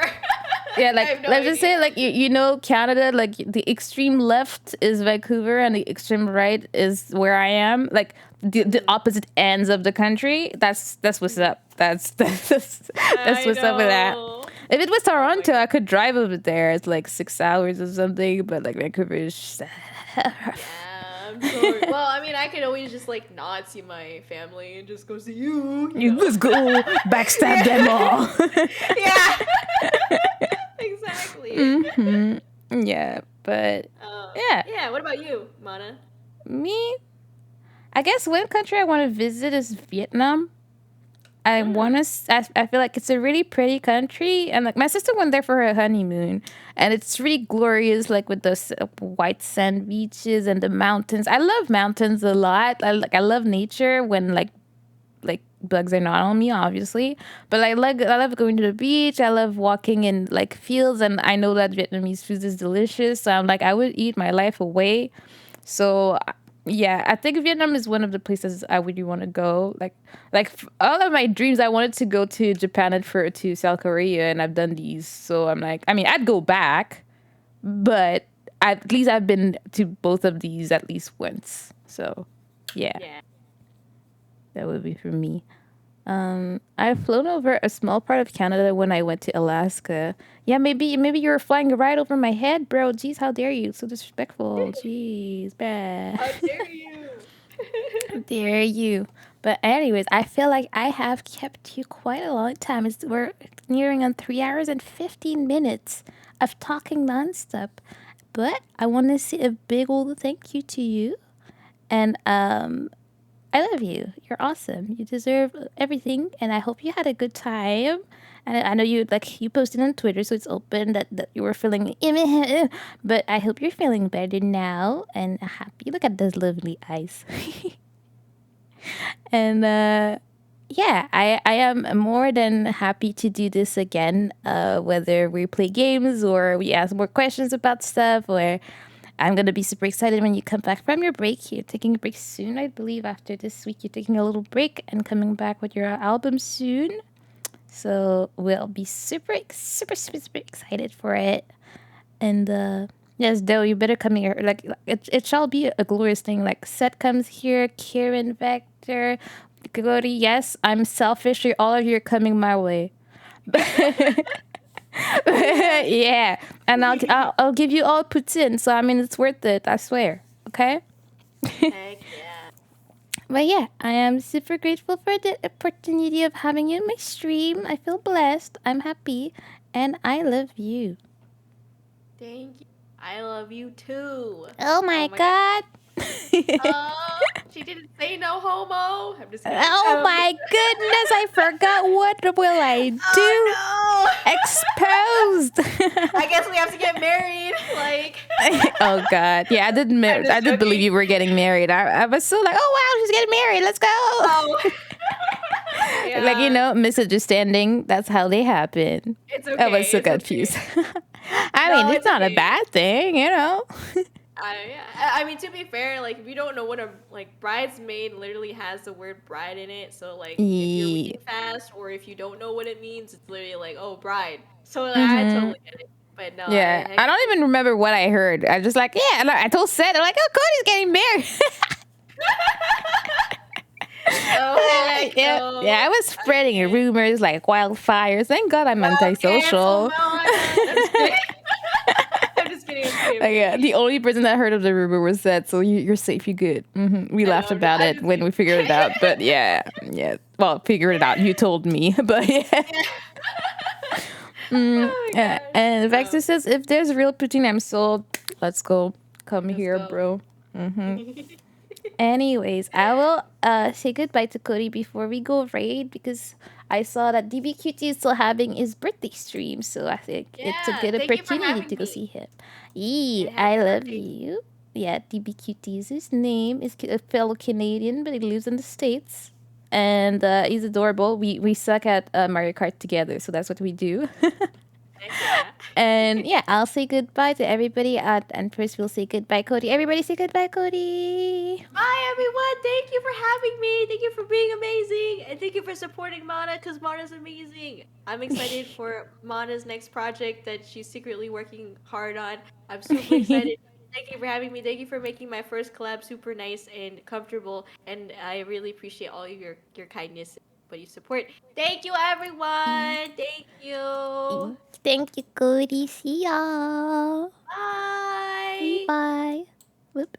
Okay, let us do a splishy. Hi, everybody. Did everybody have fun? Because I definitely did. Cody is a gem, and I hope we all got to know more of her. She deserves all the love, and she's the best. And hi, Cyber. I don't think I saw you before. Look at all of you at the bottom. I didn't realize. Yay, party at the top, at the bottom. No, you get compliments. And yes, that was great. It is quite late, so it will be time for me to. I sadly work tomorrow, so it'll be time for me to sleep as well. But I appreciate all of you. Thank you for making this such an amazing experience for Cody and for me. I hope you learned a lot about Cody and love her even more, support even more. I mean, I'm not telling you what to do, but I kind of am. And I'll be back tomorrow with some Animal Crossing or something. We'll see what's up. I don't know. I'm obsessed with that, anyways. And I love you. Thank you for everyone for being amazing and supporting Mana. No, supporting you as well, bro. Supporting the queen. Thank you, everybody. Thank you, Tori. If you want to teach me, I'm still open for learning something about art because I know nothing. Like if you saw me drawing, you'd be like molding over my layering. Like you'd be like, "What the hell are you doing, girl?" So yeah, I don't wanna give you a stroke either. So we can talk about that. Demand people to do things. Okay, yeah. When it comes to supporting Cody, I demand that everybody does. Don't forget, she has our album release on the 28th of May. She's gonna take a little break.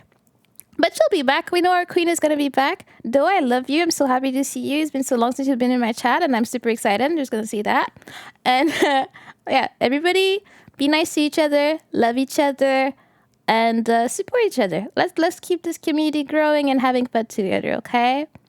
Thank you for being so awesome. Yeah, and yeah, she gave you some sandstorm. So, that's a win in my book, okay? And yeah, I'll see you all tomorrow. Have a good night, everybody, as we go right. Also, just saying, for anybody that has nothing to do, he has a follower goal right now of 550 and he's at 543. So if we could get him at 550 for his birthday, isn't that great? It's free. It's just a follow. I'm just putting it out there. Anyways, have a good night, everybody. Bye.